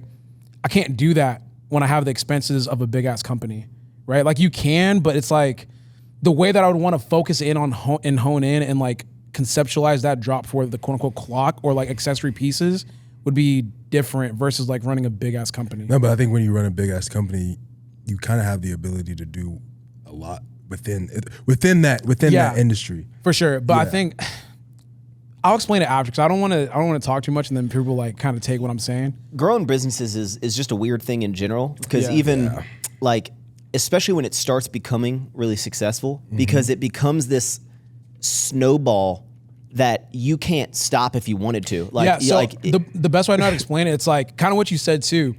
You know when you make your first $100,000 off a drop, now everything that isn't above that is like a failure in your eyes, if that makes sense. Well, the goalpost keeps moving. Yeah, the goalpost keeps moving. So it's like I don't want to be tied directly to that mentally. And it's like you almost have to go bigger every single time. But I think as you scale your company, man, like I'm speaking from just clothing. I feel like as you get bigger and bigger and bigger, like your daily sales become something that you look forward to more than like your drops. Like your daily sales, like daily sales. What carries your company and like boosts revenue and just like for top revenue and everything, working capital. Your daily sales are kind of what I'm speaking just for clothing. Yeah. Your daily sales are kind of what makes your company successful or not. So like, I hear what you're saying, but I feel like the joy in creating a company after a year, like for me, like year 6, my joy now is just like figuring out how I can make more and more money daily without not lifting a finger, but without like stressing. It's like you to wake like up do and a drop and shit like that. Yeah, Like I'm waking up and seeing Shopify. Okay, like we're coasting. Like, Yeah. we're getting higher and higher. That's like my joy now versus like, you know, the hype, sellout, whatever. Yeah. But I see what you're saying, but I think that's just the trade-off between, you know, essentially like a hype personal clothing line versus like a longevity like. Yeah, because I wouldn't want. I mean, like shit. I wouldn't even want like so much as like the daily sales. Because that means like you'd have to have. No, I would aim closer to like sellouts. Yeah, he's going for like the drop method. Yeah, But like I don't, low quantities. but like low quantities and like stuff like that. Low Stuff that I feel perspective, like- like- yeah, because That's I'm not. fair. Because I don't want to be like. You don't have employees. Yeah, like I don't want to be having to do all that kind of stuff in that management. It's mostly like, okay, like we have a week where we're packaging clothes and then we have a full sellout. Cool. But like I'm not trying to run a full on clothing company. But like I said, I'll show you guys examples like that what I'm really talking about. But the desire to like run a full-fledged like company where I'm reporting like every single day what I was doing before, like that's what I don't want. Because I realized once I did it, I was like, bro, this isn't what I want it to be. I think I have those thoughts too of like, you know, Anaka before, like now I have like 30 plus employees. Like Anaka before this, you know, I miss like not dealing with like the stress of like employees, egos, emotional stuff, drama, taxes, like all that stuff. But I think also too for y'all, like that's what y'all want to do for real. Like you guys want to grow a company. Yeah, for yeah, sure. but I feel like we got. When I like started YouTube, I started doing like Ever Forward like very early on, like August of 2014 was when I started Ever Forward. Like I didn't plan on getting into entrepreneurialism like that, or I did a lot of things before that like made me money that were like outside of just like my normal job. But like I didn't, that wasn't like part of my plan. Like, all right, I'm gonna start this YouTube video, then I'm gonna become a business owner. But now it's like all I know, and it really is like the bigger the company gets. Like every time I wake up, I'm just like, oh, like you can't cruise because now you have 30 employees. That's what I was trying to like. I was trying to like. You have to grow. Yeah. Yeah. Yeah. I feel like I've come way too far for me to like. Nah, y'all are in different points. Yeah. Like, But it's also like what's like because I love hearing you say that because like I wish I could like. it's almost like you've Start there. You've gone too far to like Yeah. turn around and be like, yeah, I'm done. It's like, nah, Yeah. brother, there's yeah. too much shit tied to this that's shit what I'm to saying. die. Like yeah. it's like this snowball that like goes down the hill and like can't stop. You can't walk away. It shit's big as fuck and it's Yeah. rolling. Like, That's why right? this year has been. I mean, the first part of this year was like annoying and stressful because I was dealing with like cutting those ties. Because like I walked kind of far, but like not far enough to where like if I just stopped, like it wouldn't fuck me up completely. And like I'm just now coming out of like, okay, I think I've cut 95% of the ties from that, and then I can start the process of rebuilding and conceptualizing. This is a good. Yeah, that's a good. That was That good. shit hurts though. Like when you have to cut like just financially, like when you build a company up and then it's still operating all those expenses, but you're not operating at that level anymore. That shit is fucking annoying. But then also like the ramifications of just like severed relationships and all that. Yeah. Now I'm finally getting to like an even point where I'm like, okay, I now think we there's can like start building back I think up. there's multiple ways to look at a lot of stuff. Is like one is what was I gonna say? Sorry, I'm drunk. It is 9. I was like, whoa, what the fuck? No, like when you start a company is like, you know, everyone's depending on you for it to grow and grow and grow and for them to have like opportunities to continue to elevate. But it puts a good perspective of people that like everyone thinks that they want to run a bit, because like, let's be real. If you want to have like and I'm not saying we are or do, but like when you see people living these really lavish lives, they either did this. Lavish.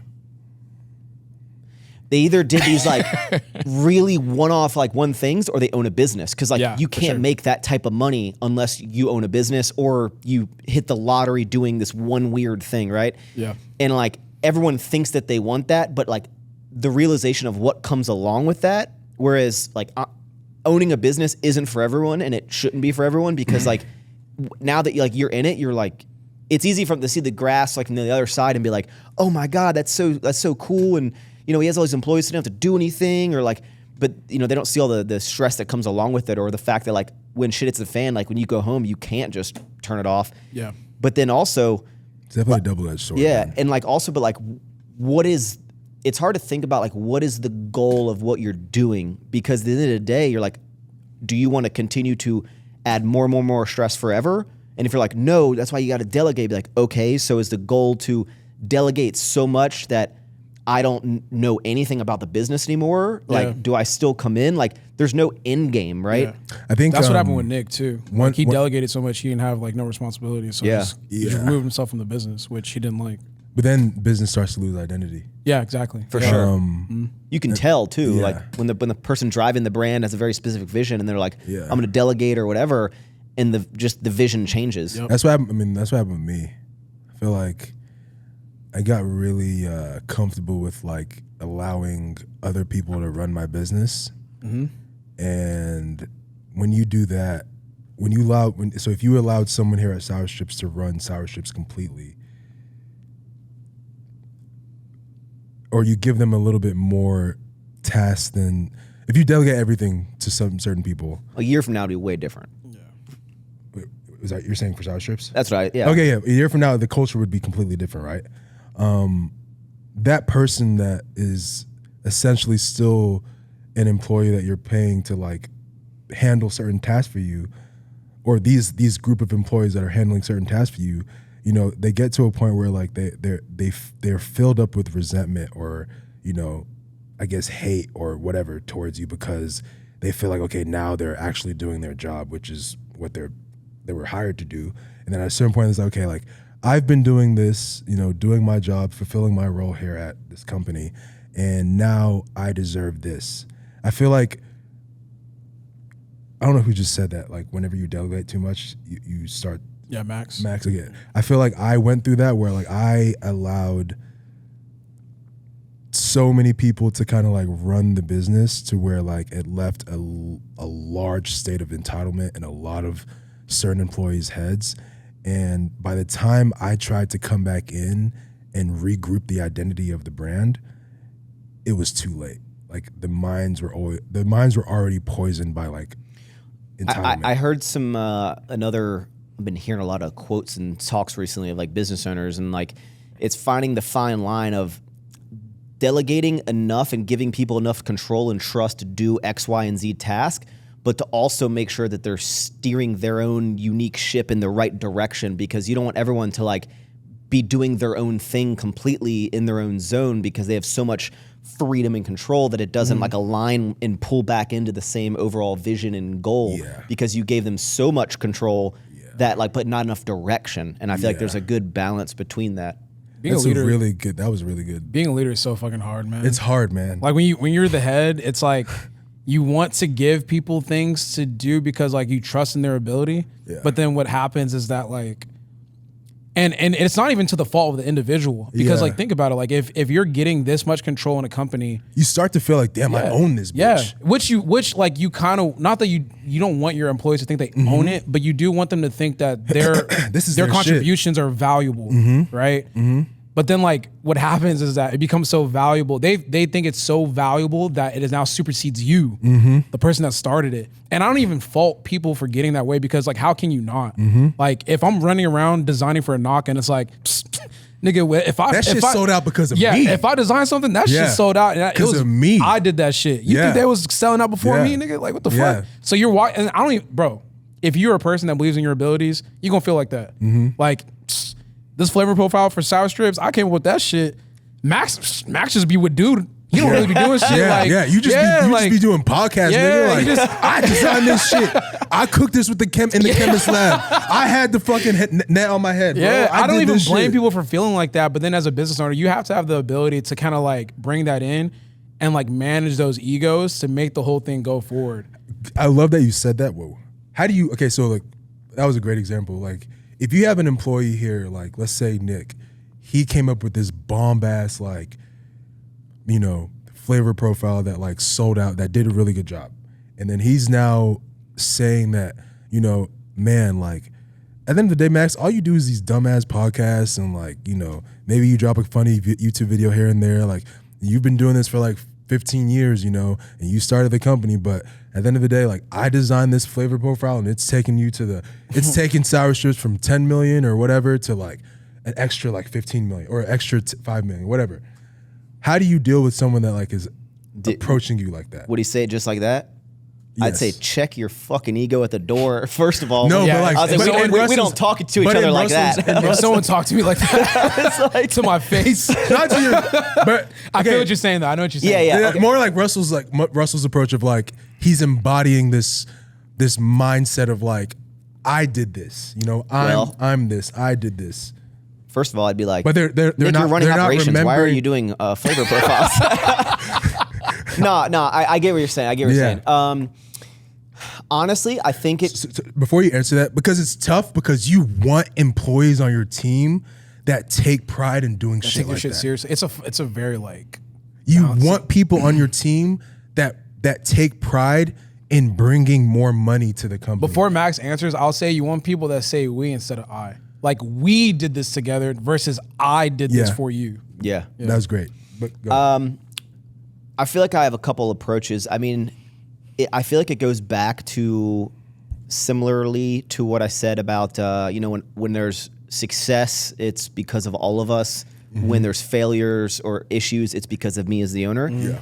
I would almost look at that if I didn't like the way that someone was talking to me in that way. Now again, we'll assume that it goes in a respectful way.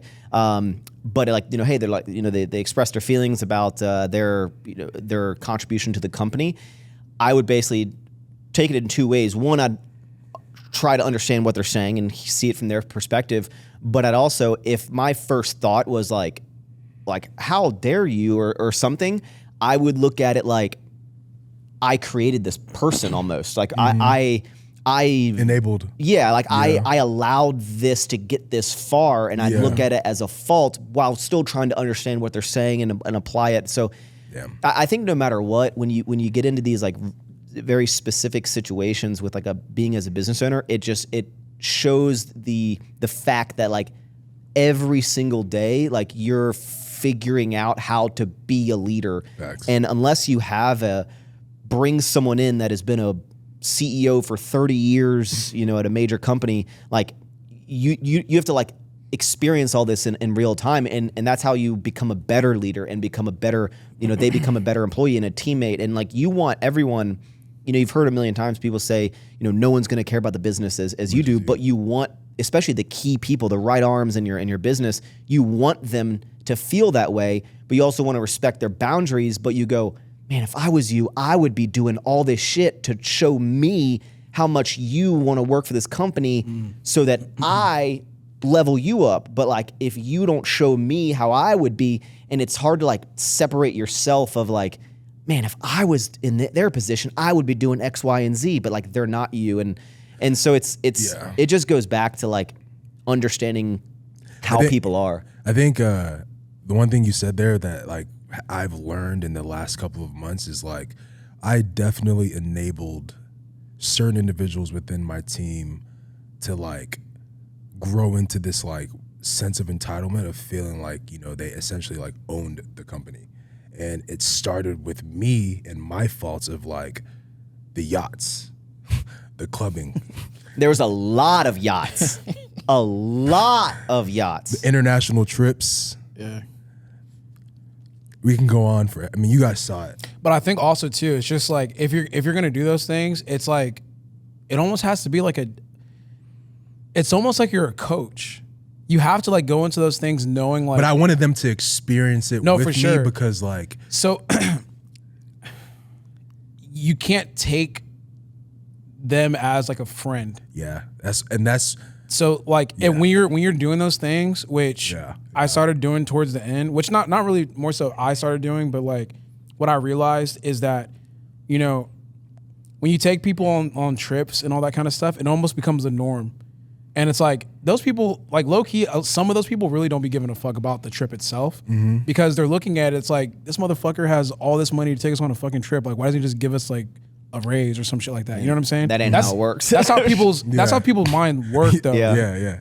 Like so, That's true. yeah, you have to really We have think to look about at the it. psychology of both sides. It's Yeah. like, So yeah. So you almost have to like before you go on the trip, it's like, hey guys, this is me showing it. Like you have to communicate through the thing the whole Yeah. time. Like I want this to be a team bonding experience and have like actual team bonding things to do on the trip versus just like, oh, I got us a boat. Like it looks like, damn, you're rich. yeah, damn. Oh, the company got money. Versus like, no, I'm doing this because we need a bond and we need to have like team activities. Yeah.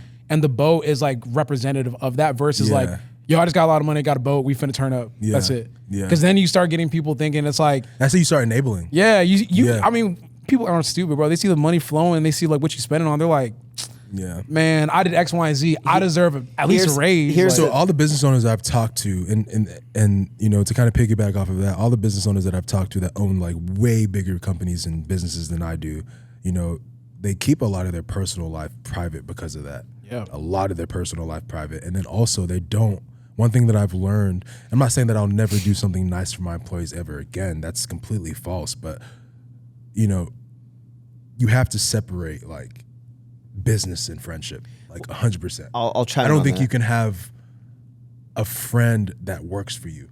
Like you can have a friend, difficult. but you can't have very like difficult. You can't have like a true friend that works for you. I think I was watching a podcast. It might have been Theo Vaughn and Dave Ramsey. You know Dave Ramsey? Yeah. Kind of old, bald, white guy. Yeah, actually I do now. Big, I mean, super successful would be an understatement. I mean, like, might be, if not close to, like a billionaire, like just crushing it. Yeah. And he has a lot of different views that I don't agree. Anyway, he said something that's like, and it's like pretty common sense, but like, when you're a business owner, because he has like his family, his daughter, his son work for him, and then he has a bunch of like friends. He's like, basically like the way he's like, you know, when I come into work, he's like, I'm wearing different hats. He's like, when I'm at work and like my daughter's here, he's like, my hat is like, I'm your boss, you're my employer. And then like when we're doing family things, it's like I'm the dad hat. Like it's like this is my friendship like hat. And like you can be friendly at work, but I think, and not to say that like to put like systems in place to like I'm above you or whatever, but I mean I make sure I treat everyone with like respect, but like at the end of the day, it's kind of like when shit hits the fan, you have to have like everyone can tell when you're having a serious conversation when shit hits the fan and they're like, oh, this isn't this isn't respect is thrown out the window. Well, it's like this isn't the day-to-day Max. Like, oh shit, like I'm getting kind of reprimanded. But like, but people need in a understanding way of like employer and employee dynamic, and that's where being a leader and just like having time under your belt is learning how to balance those things while creating that like, hey, we are friendly. I'm friends with all of my employees, but like it's at the end of the day, like work is work. Work is work, and like we need to get shit done. We're gonna have a good time doing it. We can laugh and smile while we're doing it. But like shit, you know, if shit hits a fan, I'm gonna. It's very rare that I have to.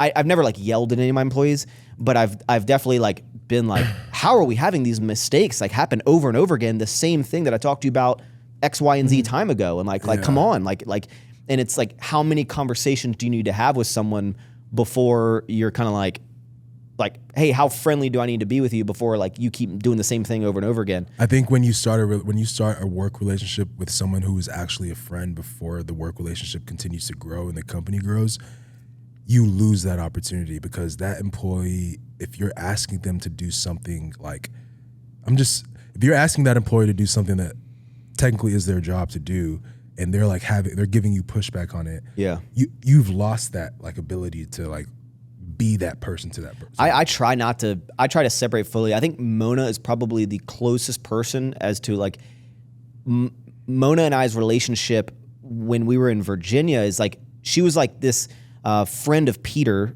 from Ape Athletic, kind of like that came into the gym, and she was just like someone who was kind of there. We were like, oh, we understand who each other are at the gym, but very quickly within the first couple of 2 months was like, hey, oh, you stopped doing this other job. Like, do you want to help me pack some Forward orders? So it very quickly went into like work relationship. Yeah. So we never had like a real big friendship before, and now we're friends. But like, but that's the closest thing I have to like someone that I knew kind of before that started working for me. But I've had a lot of people, even very recently, that I've had openings, and people have been like, yo, like, can I work for you doing this role that I've known?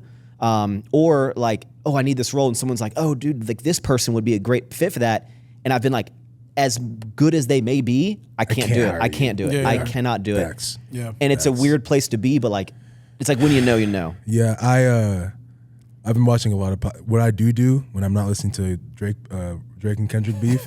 Listen to a lot of podcasts, I read a lot of books, and you know, when you start a company with friends, there's a point where like you have to like, when you start a company and you have friends working for you, there's almost that point where you come to the self-realization that you have to like, if and I'm not saying that like I'm not at fault, because like I'm definitely at fault, because part of what you said, like enabling, allowing these things, these flowers to groom and blossom in these different avenues of the company is part of my fault of not like, you know, being a good leader and like stopping it when at the end of the day, it's always your fault. It's like any problems, any issues your employees are having, 100%, it's you. 100%. And like I feel like I didn't do a good job as a leader directing and being that person to like stop these things from growing. Instead, it just grew to the point where I realized, okay, I have to part ways with these people.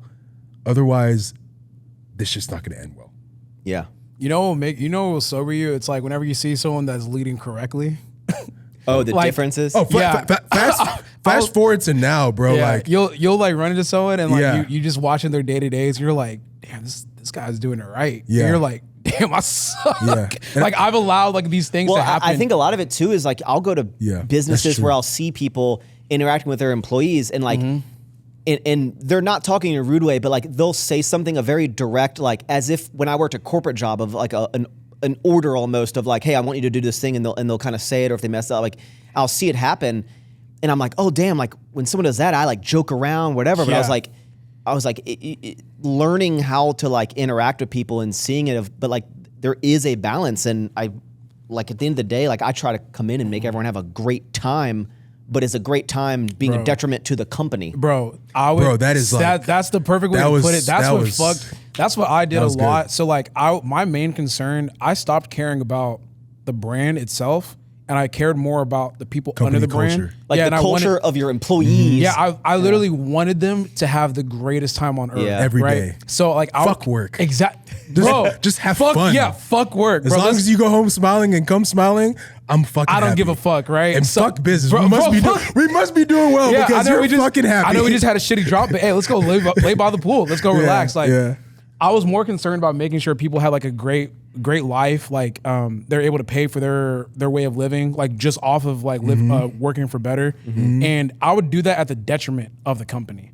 Like to me, because I just wanted to make sure, like, if you were under my umbrella, I wanted you to be able to leave and say, like, hey, like I enjoyed my term. I enjoyed my time there. I had a good time. Yeah. But like, I mean, obviously now people are like, man, Russ made me do some fucking work today, bro. Shit was ass. Yo, I mean, but there's a lot of stuff too. Is like you just, especially as the company gets bigger, like you have to have, and people really won't understand until they're in your shoes, and they may never be, and they may never understand. They may think you're being like a dick and trying to like put this, we had a cool culture. Now you're trying to make it like a corporate culture. For the longest time, I was like, all right, like, you know, I don't want people coming in like, I hated kind of getting up early. I was like, you know, hey, just everyone like, just get here by 10, right? I was like, get here by 10. And this is a while ago. But what I learned, I was like, and I would still get there at, 8:30 or something. And what I learned is that they took that as I come in at 10, not like I can come in anytime from the normal hours up until 10. Everyone would get there like at 10 o'clock, and eventually I'd be like, and then they'd leave it, and everyone could leave at 4. And I'm like, guys, and they take an hour lunch. And I'm like, God, we got to get some more work done, you know, kind of like there's more shit to do. We're running behind on stuff. So then I was like, all right, we got to come in at 9 now, and I felt bad creating this structure, because, and that's the thing is you try to be so lenient, and again, this is a learning experience because you don't know. You try to be like cool. You know what sucks whenever you don't have away. structure, you get shit for not having structure. Well, we don't have any structure. We don't know what to do. Then when you put in structure, everyone's angry. Well, I can't work under the structure. Like, there's too many deadlines out of X, Y, and Z. Like I can't meet them. Yeah, it's like damned if you do, damned if you don't. It's kind of one of those things that should definitely have structure though. No, yeah, I think I think the first phase of Anaka for me was like trying to appeal to everyone and just kind of be everyone's friend. And it turned around and it was just like not good for me. This second phase of this new life of just having like a strong team of 30 employees that like actually like work, and there's really no. You have 30 employees? Yeah, but there's no personal connection. Shit. with these employees now. I'm not saying that to say that like I don't have a personal connection with my employees, but you guys know what I mean. Like, there's no. You're gonna have to remix. Yeah. Yeah, you better like do some damage like control, we're not like you and I Yeah. off the pod. Like I'm not gonna go. Okay. I would go have dinner with them. Like there's no like best friend for life type shit. Like it's more so like we're friends. Work that out. Yeah, work that. keep going. I know what you're talking about. Yeah, I know what like- you're talking about. I'm fucking with you. I'm trying not to like go into like what has happened clearly, obviously in the public, and like but like there's none of that anymore. Of like, yo, the money that I make is going to automatically be shared with you because you helped me get here at all times. That no longer exists. It's gonna happen if this is a team bonding This is a team bonding moment where I'm choosing to use the money that I've made to use it as a team bonding experience for all of us to get to know each other and grow better as a team. That's the only space that it'll exist in. Before it was almost simultaneous with like the fact that if I made money, everyone else had to make money with me. But You understand what I'm saying? if you had a down month, could they make less money? Would they be cool with that? No. I think, look, at the end of the day, I keep harping back to like it's a learning experience, but yeah, for I sure. think it is just about. I think you also need to make sure you have employees that you are compensating them and making their work as enjoyable as possible, and you're having a structure of when raises like happen and performance. Like, hey, we crushed it. We had a launch, we crushed it. Here's a bonus because everyone did great. But I think if you have employees that are so like they have this like resentment and think that don't care about them, or like you only are making money so that you can buy all this crazy shit, then maybe they're not the right fit for your culture anyway. So it's like it's finding the right people and then treating those right people right. I've had some creative people leave, and that's I think a lot of creative people, it's a much simpler kind of like I can freelance and make a lot more money, and I get it. But I think there's a reason why most people who work here have been here since day one. And it's not because I'm like the best boss in the world. I fuck up all the time, and I hold myself to that. But I try to make sure that they understand that like, hey, I got you. I'm gonna we're all gonna enjoy these wins together. And there's a career here, because a lot of times you can't just indefinitely.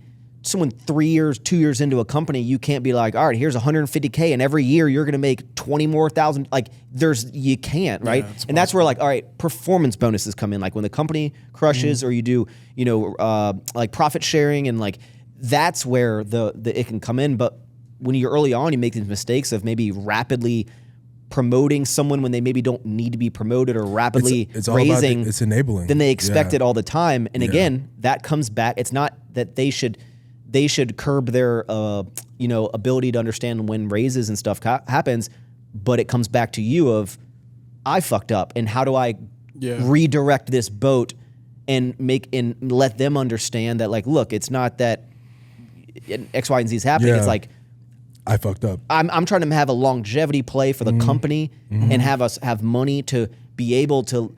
It's like, see how like you leveled up quickly. Now I have 40 employees, and I want them to do the same like growth that you have, and have the ability to have people under them. And to do that, I can't be spending like I did, or blowing money left and right. And it's like, do you want the company to be here in 5-10 years? And for that to happen, like I just need to restructure. But I think at the end of the day, it all comes back to you. Like it's 100%. Your fault, and that's where you're learning and like understanding of it. That breaking that all down, like a lot of people don't even realize that when they start a company and they want to start like scaling and growing and shit. You make so many mistakes just in the scaling process alone. Like just simple shit is like how much did you pay someone? Oh, you have no idea. You have no fucking clue, because like now when you mention that, you have to think about, bro, there's gonna come time where there's like a down period, and it's like, I mean, people do pay cuts all the time, but then like you have to think about, okay, I'm paying this person's pay is based off of like us doing phenomenal. Now, is us doing phenomenal realistic? No. So like you have to like adjust the pay that you're paying them to something that like if you guys have like a down period, you can still afford to pay them, or like go back to the table and be like, hey, like the business is just not doing that good. That's where generally performance-based bonuses. So much better. I mean, even like I talked to Joe and his dad, and they, and they're way more structured than I am. And like Joe's made a comment, it's like you can't indefinitely give someone a raise. That's where like when the company does better, you'll do better. You'll make your maybe yearly percentage raise, whatever that is. But like you can't just be like, oh, we had a good launch, raise, raise, And then when the launch happens, when they don't get a raise, they're like, what the fuck? Yeah. Bro, you said it was the best launch. Yeah, why didn't I get a raise? That's you told social media that we killed it. Yeah. that's definitely where I fucked up for sure. I mean, but like I said, like we've all said, it's all a learning process. Like no one taught me how to be a CEO. No one taught me how to run a business. I'm learning as I go. And if there's one lesson that I've learned in the first 5-6 years of Manaka, is definitely like the enabling process and just like setting realistic standards for people. It's like setting a good culture. Setting a good culture. You have to have a good culture, and you also have to have, and you won't understand it till like you get into it, but like you have to have a structure and a path for people to succeed, because I want the same people that are working here to be working with me 5-6 years. Yeah, for sure. Like, and so like, how do I help people get to there? And if anyone was to come to me and be like, I want this or that, I'd be like, all right, it's not about like, okay, yes. It's more like, okay, How do we get there? is there just an adjustment that I need to make because I overlooked something because we have so much going on that like, you are being, underpaid for the work you're doing, but it's also like, all right, how do we get there? You want $5,000, $10,000 bonus, whatever. Like, what does that look like? What are you going to do for me to warrant this? Well, it's like, let's put a timeline on it. Yes. Like, all right, here's the workload that I want you to do that are more important in your role. We'll delegate out the smaller stuff you're not doing. I want to see us get there in 1 month, 3 months. Yeah. And if we do all these things, here's where it is a fair number. I think like we'll agree on of this will you be, and everyone's happy. And I think that's the better approach that I've learned. What if the employee is like, fuck that, I need it now? Well, again, if they said that, like I'd be like, but if they're like, no, I want it, that'd be a something where I'd have to take a look at and be like, is there an adjustment that I need to be paid or that I need to pay? But again, there is a balance to it. As much as everyone wants to make as much money as possible, there has to be a balance and like a checks and balances of, if I pay this person, does that make this other person like, oh, they're making substantially less, but they're doing equal amounts of work? So it's like, am I messed up of like, I need to raise the whole ship? Yeah. Is it a screw up on my end? I was underpaying? Yeah. Or is it this person is maybe overreaching? And that's where I'd say like, look, I want you to make all the money in the world. Here's how we get there. And hey, I can't offer you this, this maybe promotion on a regular basis, but like, how about we bump your pay a little bit like this? And then if the company hits metric A, B, and C, boom, there's your bonus. You've made it. And but again, like we're all learning. We don't know. Yeah. Because at the end of the day, I'd love to just every week just raise, promo. Everything you just said is everything that I learned in the last year or 1 to 2 years. And I think the friction came when you sat down with these individuals and you decided to state like a metric or a plan on how we get there. Okay, I hear you. I want you to make more money. I want you to grow within this company. I want you to, make well over 6 figures. I want you to have the life that you want to. I want you to buy the house that you want to. I want you to have a true career here at Anaka, just like you've said about Sour Strips. But the friction came when I think it was too late in the sense of like the enabling had already like, it had already like cemented itself in the ground where like I couldn't go back to. You sure like, you want to keep going into this, brother? Okay. Let's slow down. Let's slow down. Let's slow down. Okay. I don't want. Yeah. The last thing I'll say is a lot of people also. I don't want to die. You shouldn't die. A lot of people will like use like, oh, this company is paying this or whatever. But also you got to be like, you got to put respect of where your company is at. And if like, hey, I can go work at Dell and make, 30 grand more a year. I'm like, yeah, they're a fucking billion. a $20 billion company. I'm probably a 5-year startup. Like, I would, and then I don't know, just times have shifted. And I think like, look at like maybe. I think social media also like or at least social like, media makes that shit so hard. or at least even look at like your parents have been working at a company for, I don't know, 10 or I don't know, Long ass time. yeah, like a long time, and they're not making. Maybe some parents like they're not. Like my mom has worked at a recruiting agency for like 30 years, and then, but like she's not making $700,000 a year because she's been working there for 30 years. Hell no. And it's like, yeah, maybe I don't know. It's at the end of the day, I'm just trying to do right by people, do right by my employees, do right by. I want people to succeed. I want when the company wins, we all win. You know, I'll bear the stress to a certain extent, yeah. Yeah, and like I'll bear the stress when shit goes down. I'll take the bullets on all of like the shit that's going wrong, right? But like we got to work. Let's figure out plans and paths on how we can make sure everyone's driving Bugattis, you know, like so yeah. Bugatti. But look, I'm gonna wrap. I really wanted to dive in a bunch more stuff. I feel like now I wanted to talk about the Tom Brady roast, man, which was Great roast. Did you watch it? Great. It was Great. Bro, I watch documentaries, man. Like I really do not watch. Bro, you're like, so much smarter than us, man. No, are you good? I just watch documentaries. Like I swear I do. All right. Whenever Charlotte going through shit, he just nah, watches bro, the polar bears and shit. I swear, I can show you right now. Like whenever Charlie's like, but I hope you guys enjoyed this episode. I really like these. This is really good. I think people like these too. Yeah. Make sure I'm gonna wrap this up. Their information will be down below, and new episodes every Monday, 9 a.m. Eastern time, unless this happens and comes up a little later. Blood and shit. You were throwing up blood? Yeah, I was, man. No way. I swear I was. No, I wasn't throwing up blood. I was throwing up my insides. Sorry. You're like, no, shitting blood. No. All right. Thank you so much for tuning in. Eat more sour strips ever forward. Make sure you like, comment, subscribe on YouTube. Give us 5 stars on Spotify and all that other stuff. See you next week. Gang shit. Peace. That was good. Man, I gotta pee.